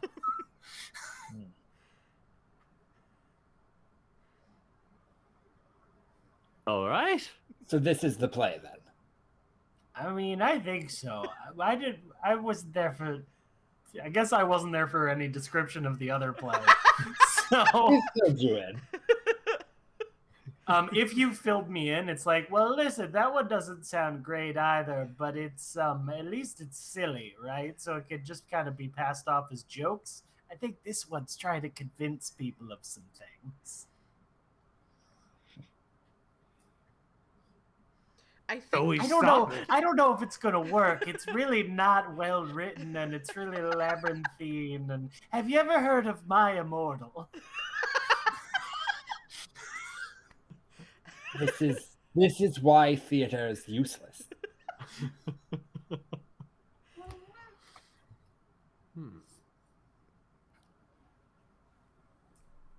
So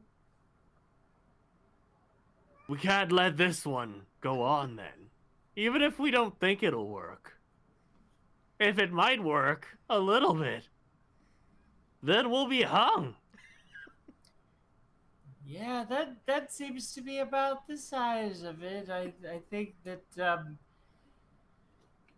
oh boy, I'm a little dizzy. I think that this one's a problem, you know, because it's not just saying, "Oh, look at the king, he's a silly man." It's saying, "Oh, what if the king was some other guy who we all like? Have you ever thought about that? Maybe give that a little sit down and think."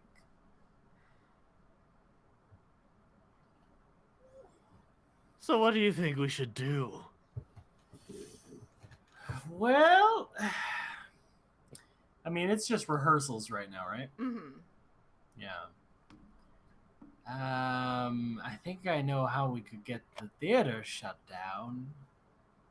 You have a plan? Well, I got a little something, I think. Yeah.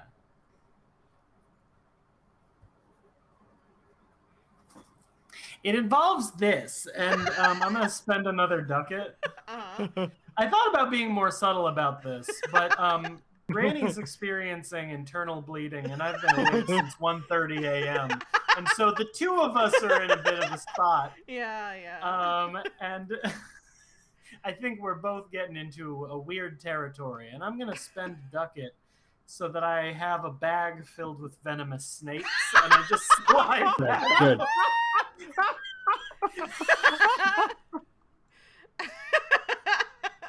Untraceable snakes. Nobody can prove these came from the king. Untraceable snakes. I think It's less direct than I'd like, but This isn't direct enough for you. I'd prefer to run them all through with my sword, but snakes will do. I think we just have to wait for a moment. You see, well, it's not necessarily getting the play shut down. The play might still happen, but once there's venomous snakes in here, there's no one who's going to want to stick around to watch it, and the message goes to empty air.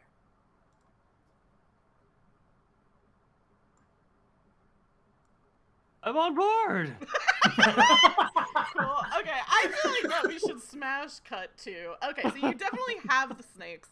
This is definitely going to be a roll to see if whoever is releasing the snakes is able to do it in an optimal way. So if you succeed, you'll be able to tick off something towards the play not happening. If you fail, any number of things could happen. So who would like to be the one to release the snakes? Would it help if there was, I don't know, a commotion going on? I'm sure it would, yeah. Oh. Then I'll go ahead and spend a ducat and start a brawl. Oh my gosh! If you start a brawl, then in the confusion, then who's going to be paying attention to me? Yeah. I'm so unassuming, and I'm just going to be trying to stay out of the brawl. And maybe Taylor will let me roll Shadow for that. Yeah, I mean, Shadow is like ambushing people from darkness. I think that fits this. So definitely with the brawl, no need for a roll for that. That happens. So Granny Murmurs, you can roll Shadow, and what you're trying to accomplish is getting these snakes released in a way that is advantageous to you. I will remember this time to remind you, if you would like, you could do a flourish to achieve something above and beyond what you usually could. You describe what your character does and how it's uniquely impressive, stylish, or over the top. If you succeed, you receive an extraordinary effect. If you roll a tragedy, your liege inflicts an additional misfortune on you. If you roll a partial success, both of these things happen. So it is up to you. I would love to flourish, and also yes. Yeah, for sure. Cool. So it doesn't add any dice to your roll. It right, just makes the stakes higher. It just raises the stakes for no discernibly useful reason to me, which I love. Yeah, not a criticism. And I think what I'm hoping to do is, as Helena gets this brawl going, I want to try and look like I'm shuffling away from the whole thing, and kind of like using rows of seats as like support to help myself along. But each time I put my hand on a seat, a snake comes out of my sleeve and like goes down that aisle. So I'm trying to get optimal coverage. Yeah. I'm just checking to see, because there are other things you can do with ducats. Every playbook has a list of things you can accomplish. Ducats can be spent for +1 on any action roll, which I don't think we've done so far.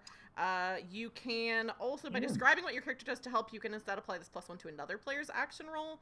I think the reason why I checked is because I think that Lady Helena, having done this brawl, I think instead of just spending a ducat into nothing, I think you can use that to give Granny Murmurs another dice for this pool, if you'd like. I think that makes sense to do. I like that. I'm gonna go ahead. I know how she starts a brawl. Oh yeah, for sure. That was what I was gonna ask. And that is by I assume there are some people watching, like other members of the cast who are performing right now, or like other people who are catching the performance, and starts going through and like this is more subtle than Helena is used to. She's very upset about this. But intentionally getting into an argument over who the better actor is, and arguing that one of the understudies should have been. Oh, harsh. So you start basically just like hectoring the stage is what it says. Like you're just like yelling. I think it's I think it starts with other people watching, and it's like, oh, see, that's why he shouldn't be in this role. He's drastically underprepared. Yeah. And then eventually it does, once there's enough disagreement in the crowd, does start heckling to just get other people. I think, the heckling basically escalates because you're a known, powerful person. So nobody's going to say, hey, don't do that anymore. Your heckling escalates to the point where the actor who you are heckling, not having an outlet, he obviously can't say anything to you or do anything to you. So, goes, basically, you're yelling all this stuff. In the middle of a line, he kind of... all right, and goes off stage, grabs the understudy, this understudy pulls onto the stage and just cold clocks this understudy to the face, fully just taking out his anger on this other person who has nothing to do with it. And then once that happens, the cast and crew are trying to pull them apart, all this mayhem is happening that gives Granny Murmur plenty of time to do what it is she's trying to do. So you get to roll 3d6, and you take whatever the highest one is. Before I roll these 3 dice, I do really want to know what the Pontifex is doing as we are making the chaos break out. I want to know where he is so badly. Yeah. I'm just next. Okay, so you said the director is also like acting. Yeah. So is his like, is the director's role like a big role, or is it just kind of like popping in every now and then but keeping an eye on things? I think for sure a big role. I think the director's playing Giovanni Montresor. I think the director's playing the king. Oh my gosh. Of course. Okay. All right. Okay. So then if there's any member of the cast that would be like on the sides that aren't in the scene, like the people in the scene I'm not worried about because they have to do their lines and stuff, but anyone that's on the sides that could foreseeably see what we're doing, well, Pontifex Boo is just going to be saying in every scene, you know, I think the moral of this scene is, you know, you just don't steal. You know? That's just what it means. It's pretty plain. You don't steal. Please. That's so good. Live commentary track by the Pontifex. That's very good. Which is just something you can always do, you can say. I think the moral of that is good, very good. So you're two I hesitate to use the word friends. Your two allies, are I would hesitate to use the word allies. well, it's close. Your coworkers are doing what they can to sow chaos. So yes, Granny Murmurs, go ahead and make that roll. All right, the stakes have never been higher for Granny. The snakes have never been higher. Am I right? The stakes are high? Is a 6. Perfect. So, because you have declared a flourish, something above and beyond happens. Did you just get 1 6 or did you get 2? I got 1. Okay. I got a 2, a 4, and a 6. Cool. If you get 2 6s, then like something, an extra advantage happens, which already happens anyway for a flourish, but you know, worth checking. Okay, so you are just kind of, what is this like? There's like I'm thinking of a shot from a movie where it's a person, I think it's from The Witcher. There's a person who's like walking through a battlefield and there's just like smoke and like mist coming up behind them to like make it confusing. That's exactly what's happening with Granny Murmurs, except with snakes. Like you're walking down the aisles of this theater and it's just leaving snakes behind and you're awake. And I think that with this flourish, the successful flourish of a 6, I think whatever you have done here is going to successfully stop this play. So go ahead and tell me how this works out, and feel free to pretty much, you know, you've flourished successfully. Feel free to embellish as much as you'd like. The other two of you can also cut in with, like, you know, whatever's happening with this duel or with please, the for the love morals. of God, do. Whatever morals are to be taken from whatever's happening. I fully throw it over to you all. I think that every time Granny drops a snake, it's pissed off from being in a bag and then being in a sleeve. And so they're like slithering straight into this crowd that's already getting agitated. But nobody is, because there are so many distractions happening, nobody is noticing that there is an obviously angry and poisonous snake coming near them until she is a couple of rows away. Yeah.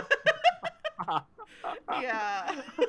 So apart from the sound of the duel, or the brawl, I should say, there are now these rising sounds of people saying, "A snake!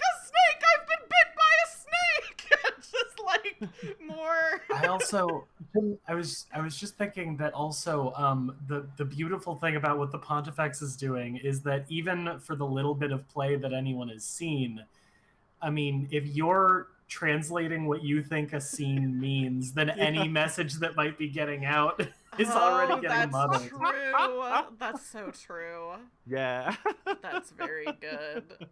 To make things worse with the snakes, Lord Pentagon doesn't want to be left out and has blocked off one of the is standing at one of the Oh my god. just menacingly like head down to like fit in the doorway and is just like menacing and almost grinning, just daring anyone to come through the exit. And anyone who tries is just like gets the shit kicked out of them. Oh my gosh. This is very good. And I think I let the last snake go. And I go another row and I'm leaning heavily on the chair, and I go another row and I'm leaning heavily on the chair. And I turn around to see as this place is tearing itself apart, and I smile pleasantly and I nod to myself and go, "Well, Gwendolyn, that's another job. Well," and then I pass out from blood loss.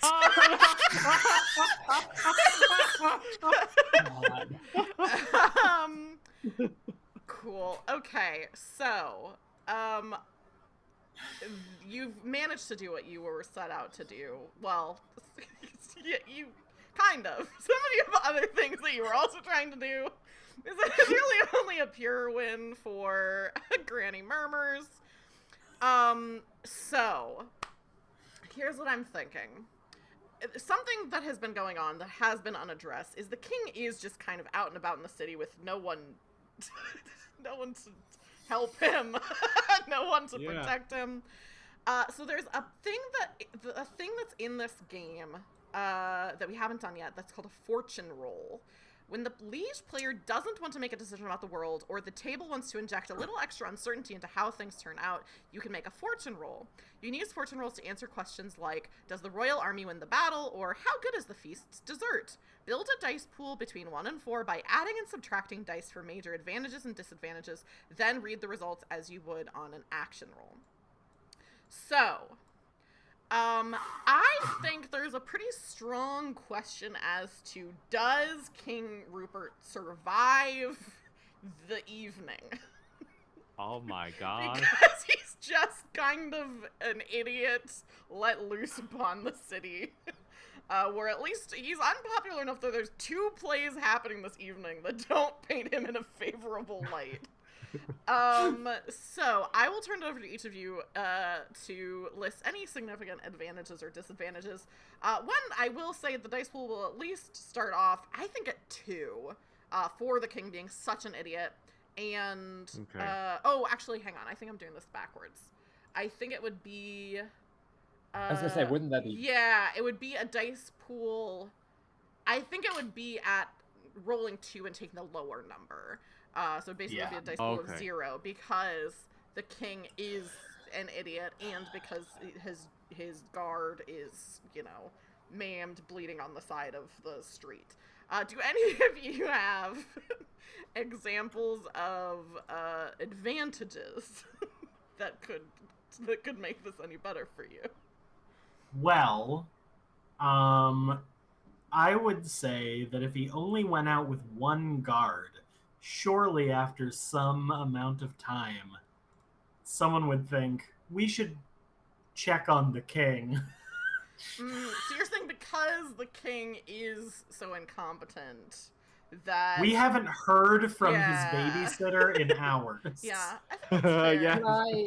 Can I introduce a twist here? Yeah. One of my twists is actually I prepared for this. Oh. And I think I am, since so much of my well-being is tied into the well-being of the king, I have prepared for the king being an absolute nitwit, and I have set some of my other soldiers to be following at a distance to step in should the king get into danger. Good. Smart. Nice. Cool. So now we're at a pool of 2 dice for these advantages.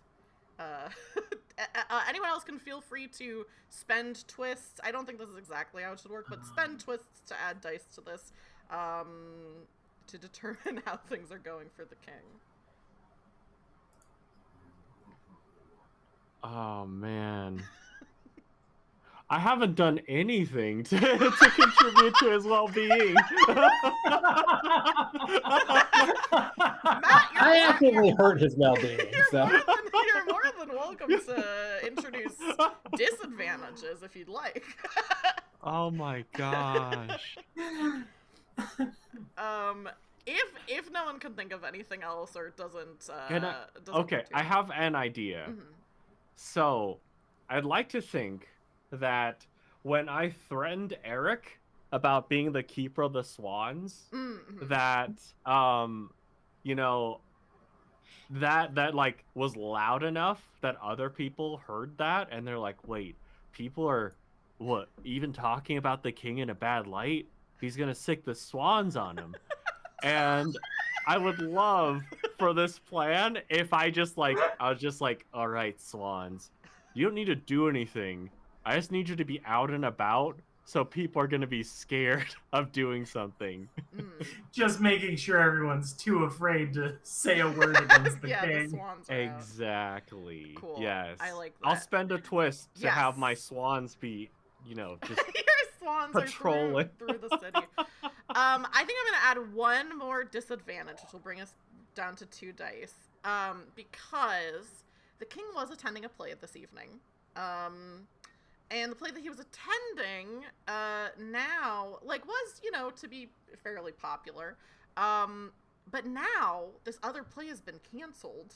There's a bunch of people who don't like the king that are going to be at this other play that he's at. Because the other play, the play that the king didn't want you to cancel, was this other one that Pontifex Boo saw, where it was the king was out looking stupid. I was worried about that. Yeah. Yeah, and here's the thing.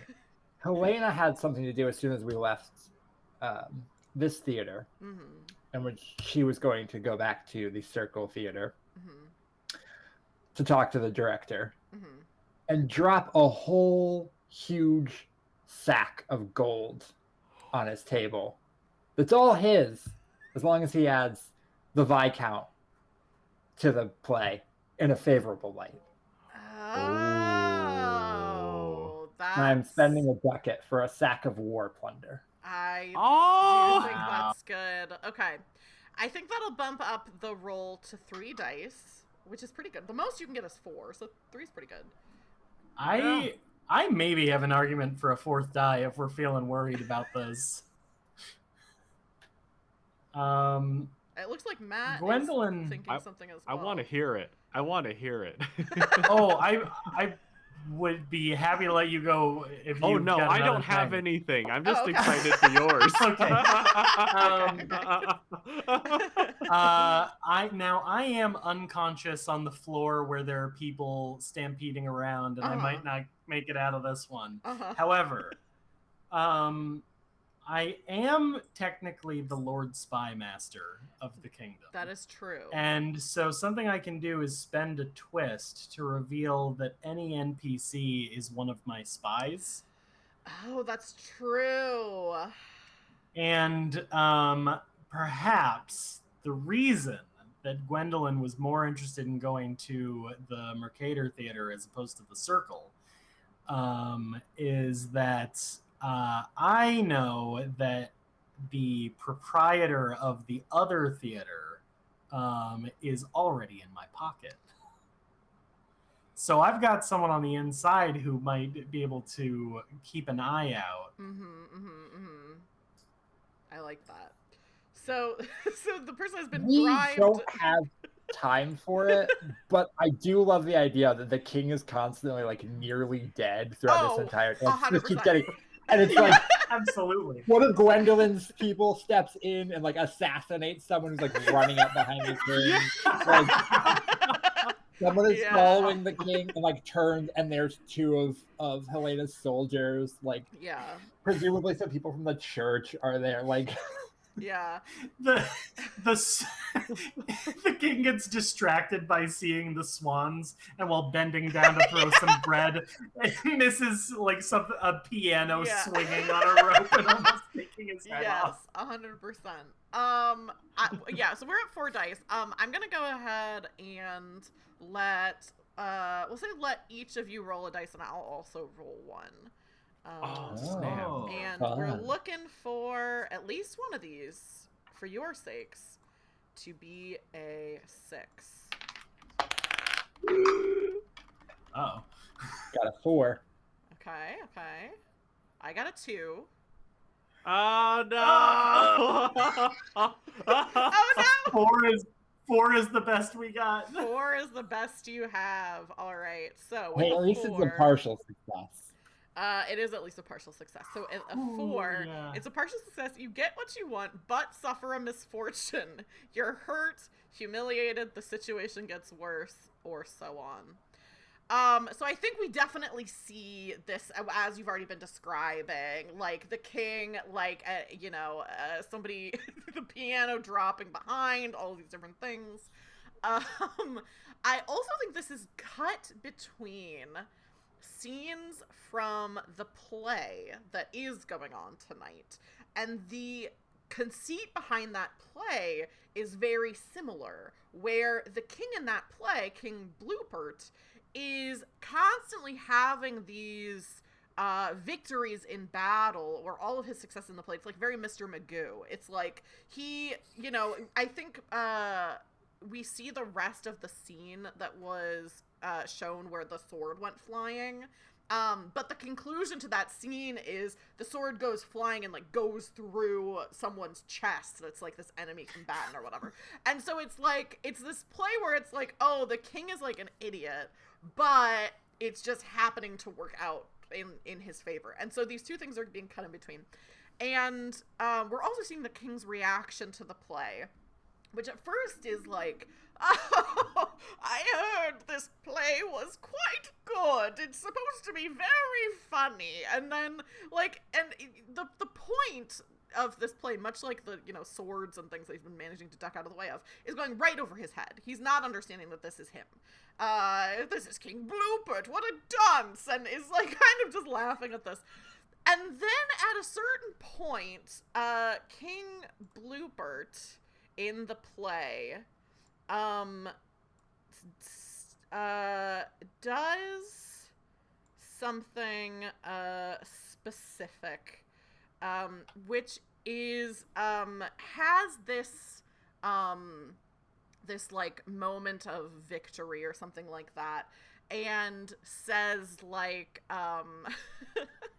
something like, well, that's a bucket of ducks in my basket, and the king recognizes that as something that he's said before, and as the audience roars with laughter, King Rupert realizes that the play is about him, and immediately red in the face, embarrassed, humiliated, doesn't even have the sense to know that he should just stay and keep pretending that he doesn't know it's about him, immediately gets up, leaves in a huff, is like, executions!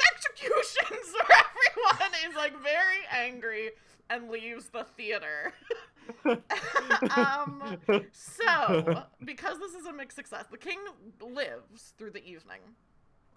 But what we're going to do is go to the epilogue of the game to determine exactly how this resolves for each of you. The king believes that some manner of trickery has happened, that you've canceled the wrong play. Obviously, the play that he went to was the one that was supposed to be canceled. It's definitely your fault. It's not his fault that he didn't understand what these plays were. And he, has heard that this other play that was about a great king has been canceled, and is assuming that's you, and is assuming the king in that play is him. So let me go to the way that the epilogue works. Oh my gosh, I don't know where this is. What page is this on? Structuring your story, picking a playbook. Oh my goodness. I believe part of it is impacted by advances and footnotes. Yes, okay. When the day's action is over and your schemes have decisively failed and succeeded, it's time to work out what comes next. You won't be taking advances because this is just a one-shot. So, what happens is you eat the consequences for any remaining conditions. Do any of you have conditions still? I don't think so. I did pass You out passed, at an yeah, inopportune yeah. time, so I... Yeah, so I think that's good. Oh, Okay. wait. I mean, did Helena ever get less angry? When she cut off the King's Guard's arm. Right. Kind of blow up. Yeah. Yeah. Yeah. Okay. Problem solved. Worked out for me. The session ends with a footnote and epilogue for your characters told from the perspective of future historians. So we know that this ends with the king mad at you. To create these, you answer questions about how fate treated your character from this point onward. Roll 1 die for each of the following that's true. So each of you individually will determine these things. The first one, you survived till the end of the game. So you all get a die for that. Did I? Okay. I need to ask. Did I? I guess it's up to you. Mechanically, you didn't do anything that would earn you the condition of dead, and you did resolve the condition of injured by passing out. So, if you want to be dead, that's really your discretion more than it is mine. I think I want her to have survived that. Okay. Probably. Okay. She could die of other things. So you survived until the end of the game. The next one is you are your liege's most trusted advisor, and I decide who this is. And it's definitely not Helena, because you very visibly cut off his guard's arm. He didn't see it, but other people did. Other people saw it. Yeah, people did. That's a fair point, I guess. Pretty fair. I'm torn between Pontifex Boo and Granny Murmurs, mostly because the things that you did, either he wouldn't necessarily know, or benefited him in some way. I can make an argument against Pontifex because the other play, I didn't really do anything to stop it. So that's true. You were there. Yeah, I saw it. I knew what was gonna happen, and I was just like, "We're good." I'm tempted to say that it's Granny Murmurs. The main reason is because if the king thinks that the play that he saw was the actual play that wasn't supposed to happen, Pontifex Boo was very visibly seen at that other play, and you didn't stop it. So I do feel as though Granny Murmurs is the most trusted advisor. I think it comes down to that. I mean, he's not particularly happy with any of you, but I think well, it is. Sure, yeah. I think it was going to be Granny Murmurs. The next way that you get to die is you completed one of your secret society's agendas. Which I would argue that the Pontifex did not get that finger bone. Yeah, I don't think you need to argue that. I'm just saying, I kept him way too distracted, and I never looked into it. Yeah, I think you do get a point for that. Zay, were you gonna say something? Helena stopped the one play. Yeah. But my goal with spending the ducat at the end was to turn the other play. Oh, yes. Into like adding. Yeah. And exactly I meant to say this and forgot, but I think when I was narrating the whole thing with the king, I think the other thing that highlights and makes him upset is that there is this other character. It's like a Goofus and Gallant kind of thing, where it's like King Bluepert is like an idiot, and Viscount Biabani is dashing and always successful. So I will say, yeah, I think you fulfilled your potentially insurmountable goal of being able to kind of do both things. Yeah, I think that fits. And then, the final one no one did. You completed 2 or more of your secret society's agendas, but I didn't give 2. So I believe that means that Pontifex Boo is rolling 1 die. The other, I think it's 1, 2, and 3. Pontifex Boo rolls 1, Helena rolls 2, and Granny Murmurs rolls 3. And you are going to have an epilogue based on the highest of your rolls. I'm so nervous. Oh, and you will need to open up the PDF of the game because there's a list of things to pick from this. It's on page 42 is what you'll be looking at when this happens. So how did these rolls go? Is that a 4 5 or a here. 5? Oh, 5. 5. You answer. Matt! Oh no! No. Matt, Pontifex no! Boo. Tag, what did you get? Oh. I got a 1, a 3, and a 6. Nice. Okay, this is the spread is actually perfect. So you'll each do one of these things. So starting with Granny Murmurs. Oh my god, I still can't get it right. You rolled a 6, so you get to answer 2 questions from the legacy list, which is on page 42 of, I think it's 45 technically of the PDF. But you get to answer 2 of those questions because you just have, despite against all odds, you wanted your character to die. You actually kind of ended up with the best ending. Shit. Zay, for Lady Helena, you got a 5, so you get to answer 1 question each from Legacy and Infamy. So you get something good and something bad. Poor Pontifex Boo. You unfortunately get to answer 2 questions from the Infamy list about what your character's legacy is. So I'll give you all a second to think about this, and while you are thinking about it, I will really quick say, if you are in chat and you're enjoying this game, guess what? You can get it for yourself, and you should. You should. We were, Yes. thanks to the Horizon Machine, given a PDF copy of this game to play on stream. But if you're not us, you can buy it for yourself on itch. And you should. It's a very fun game. And it's great. And then let me also do this one for the players. You should also follow all these wonderful players because they're all very funny and very good. Was that enough vamping for you all to have some ideas on what you want to do for your questions? I think so. I know exactly the infamy I want. I have 2 ideas for legacies. Yeah, whoever's ready can go first. I can go.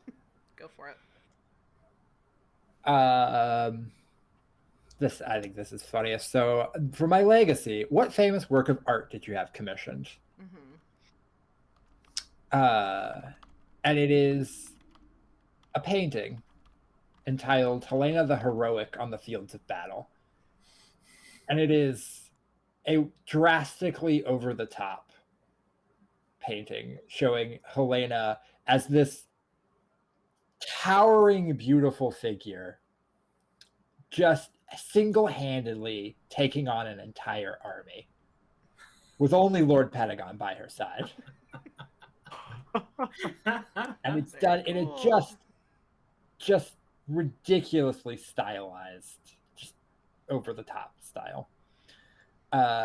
And for my infamy, it absolutely has to be, who did you ill-advisedly duel? What makes your loss especially pathetic?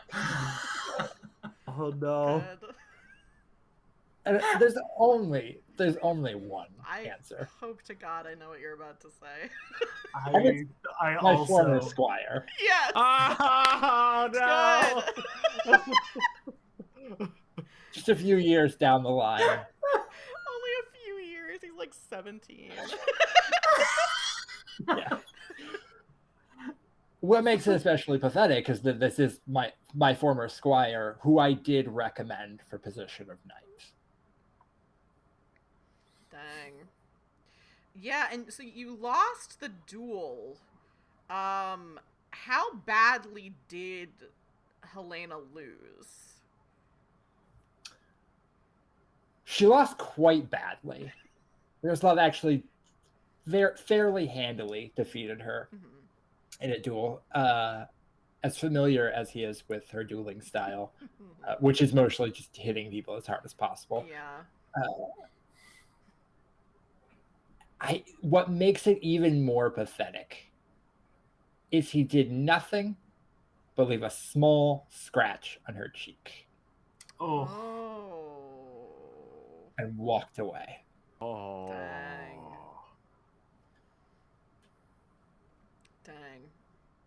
Ruined.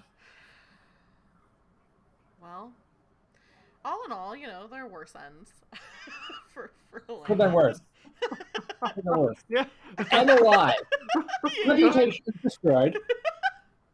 Yeah. But I am alive. Who wants to go next? The Pontifex or Granny Murmurs?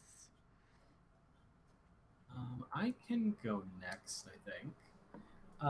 So the two legacies that I was looking at is one, how did you permanently change the realm's political system? And everyone has been sort of unclear for years and years and years what my job is. And, you know, I just sort of made my own job. You dress for the job you want. And from this point on, it's, you know, I don't think the average person necessarily knows this, but everyone who reaches a certain level of like insider to the realm is like, oh, well, we know the king is like a figurehead. And yeah. there is like a secretive official position kind of behind the throne. That just kind of does Granny Murmur's secret job from then on. And it's kind of an open secret a little bit, but... and then which of your enemies did you comprehensively destroy and how? And he didn't come up at all. Oh, yeah. But I just hate Lord Hassett so much.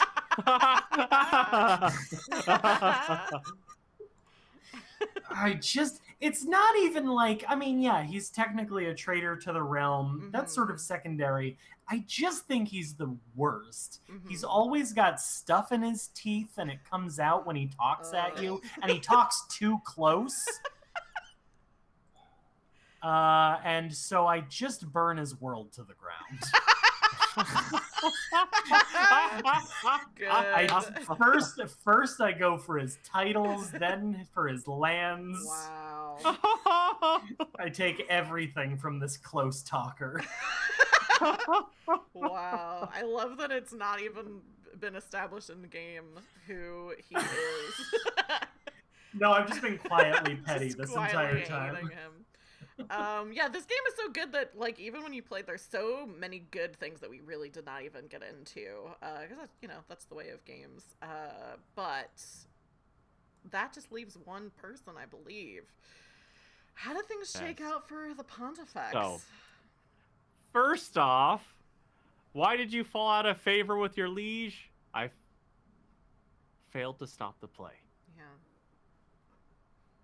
What fool ended up replacing me? Geoffrey. Or Geoffrey. Oh my because god. Anyone off the street can do it. Oh my god, that's so I've good. got something for you though. Oh my gosh. But he did not get executed by the king. Because what embarrassing story gets told about your death? Boo was on his way to the execution. He decided to say goodbye. So you were sentenced? Yeah, you were still sentenced to death. Yes.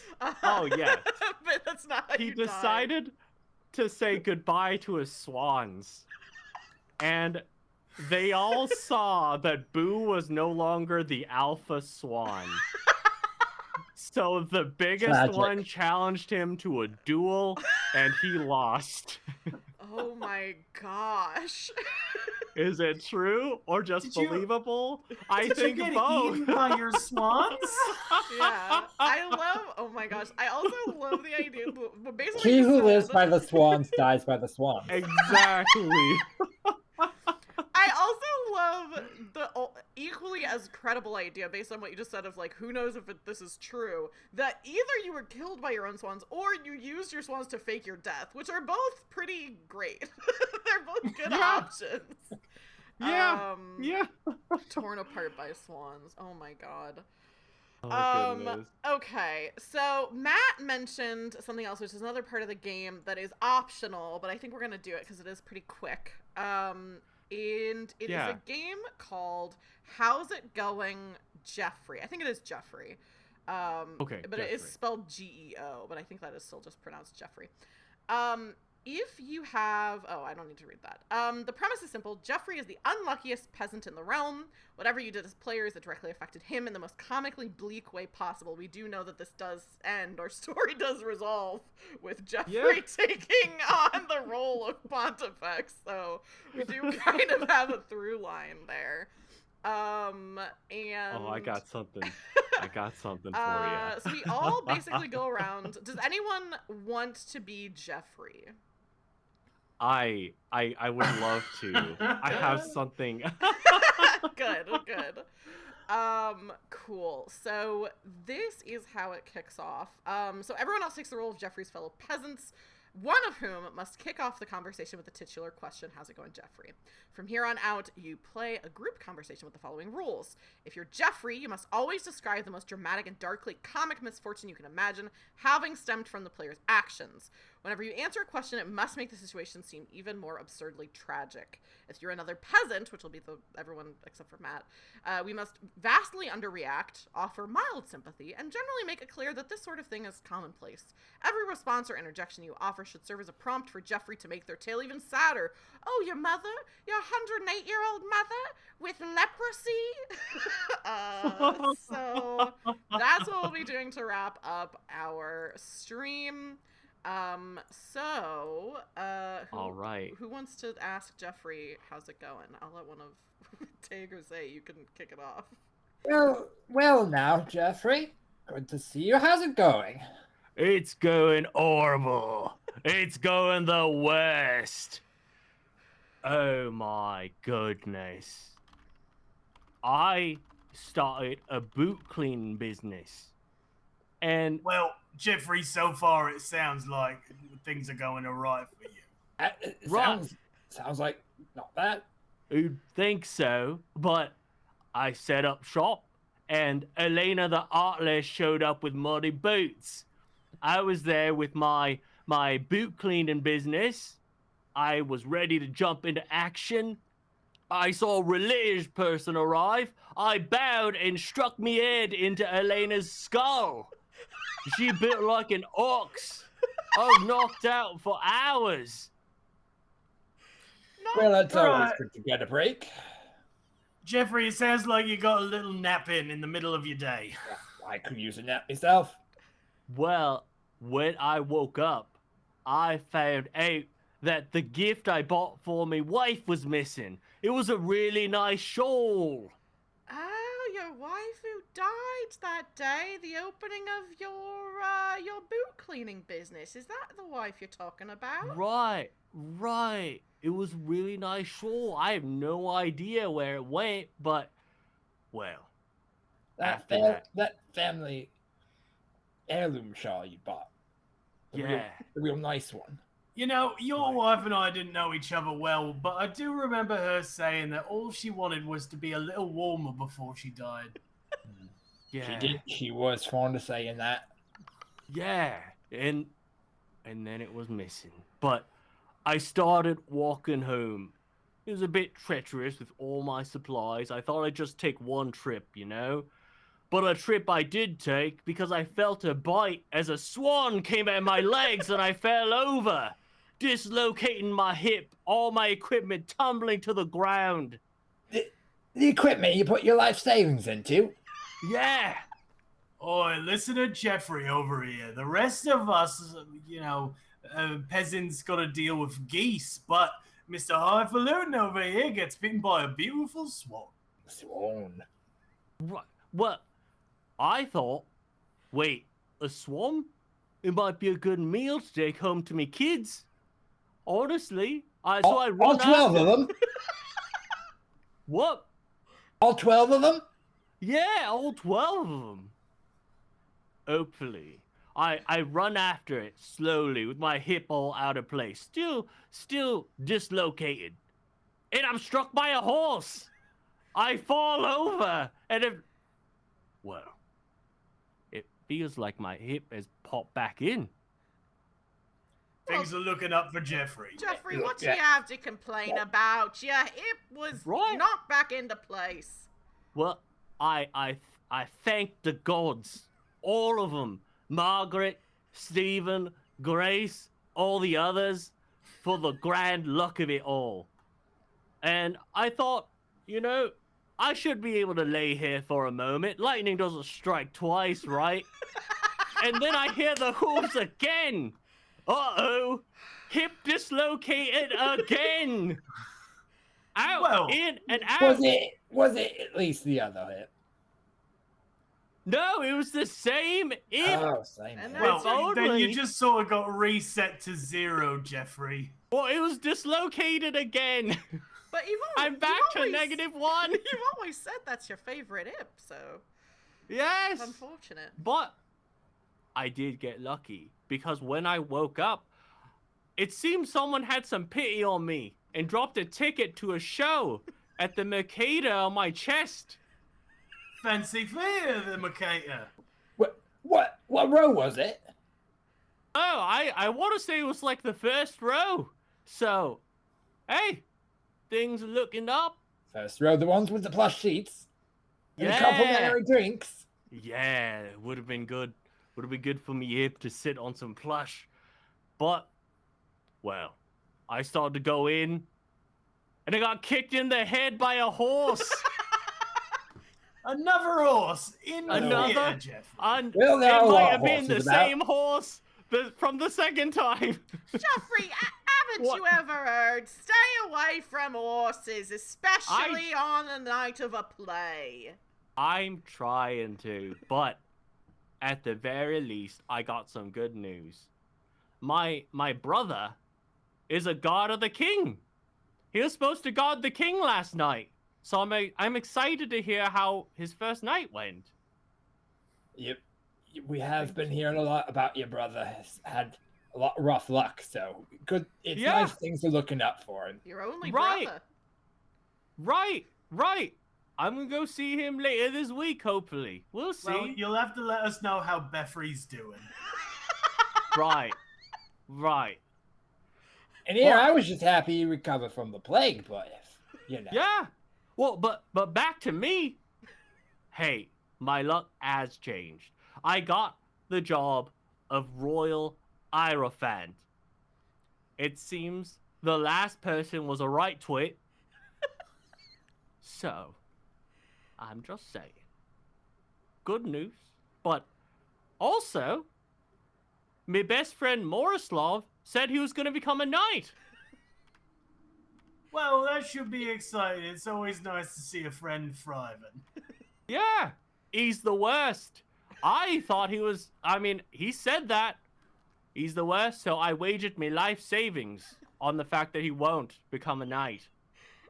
So, I'm sure things will look good for me soon, eh? Well, Geoffrey, that's what you get for making a wager against your best friend. Yeah, well, we'll see. I'm supposed to meet him at the courtyard. Oh, it's about evening. I'll be right there.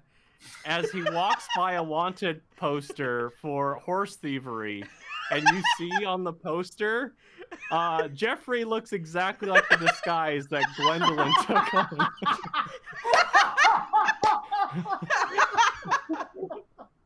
Oh my god.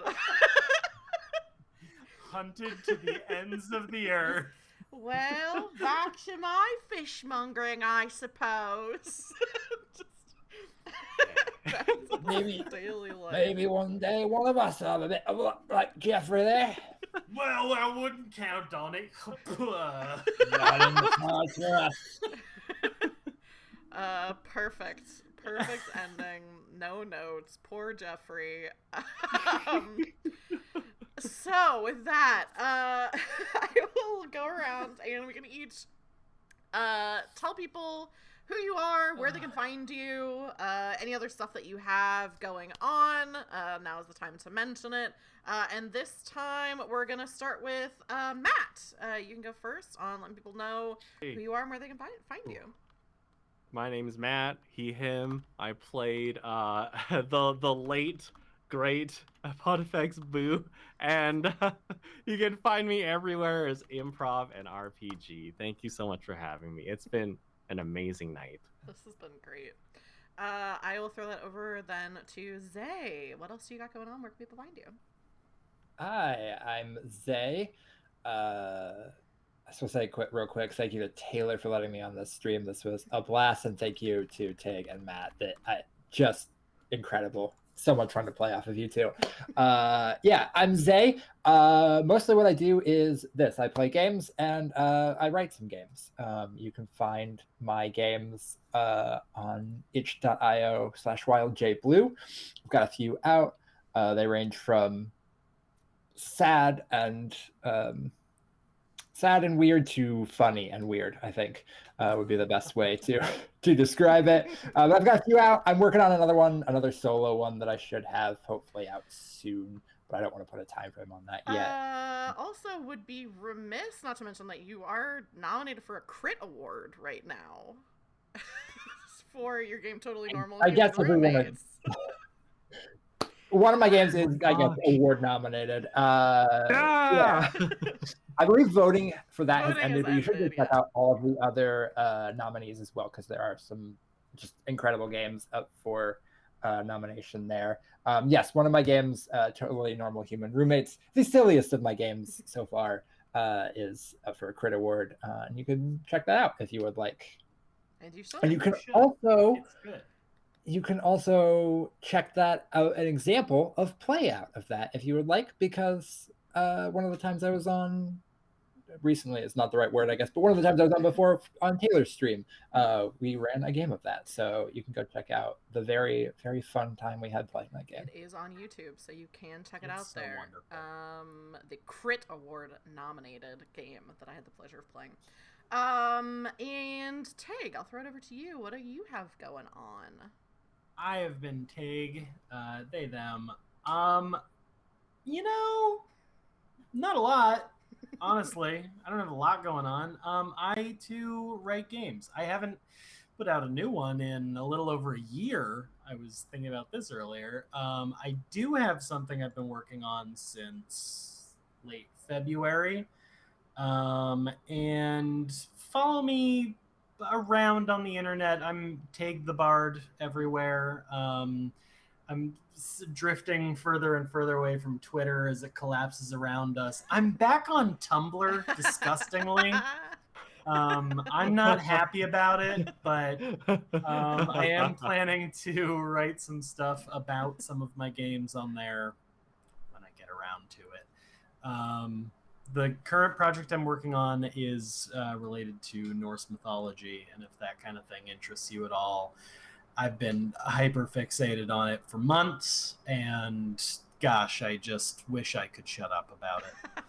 I wish you wouldn't. God, someone really should not encourage me. Well, that's not going to be me.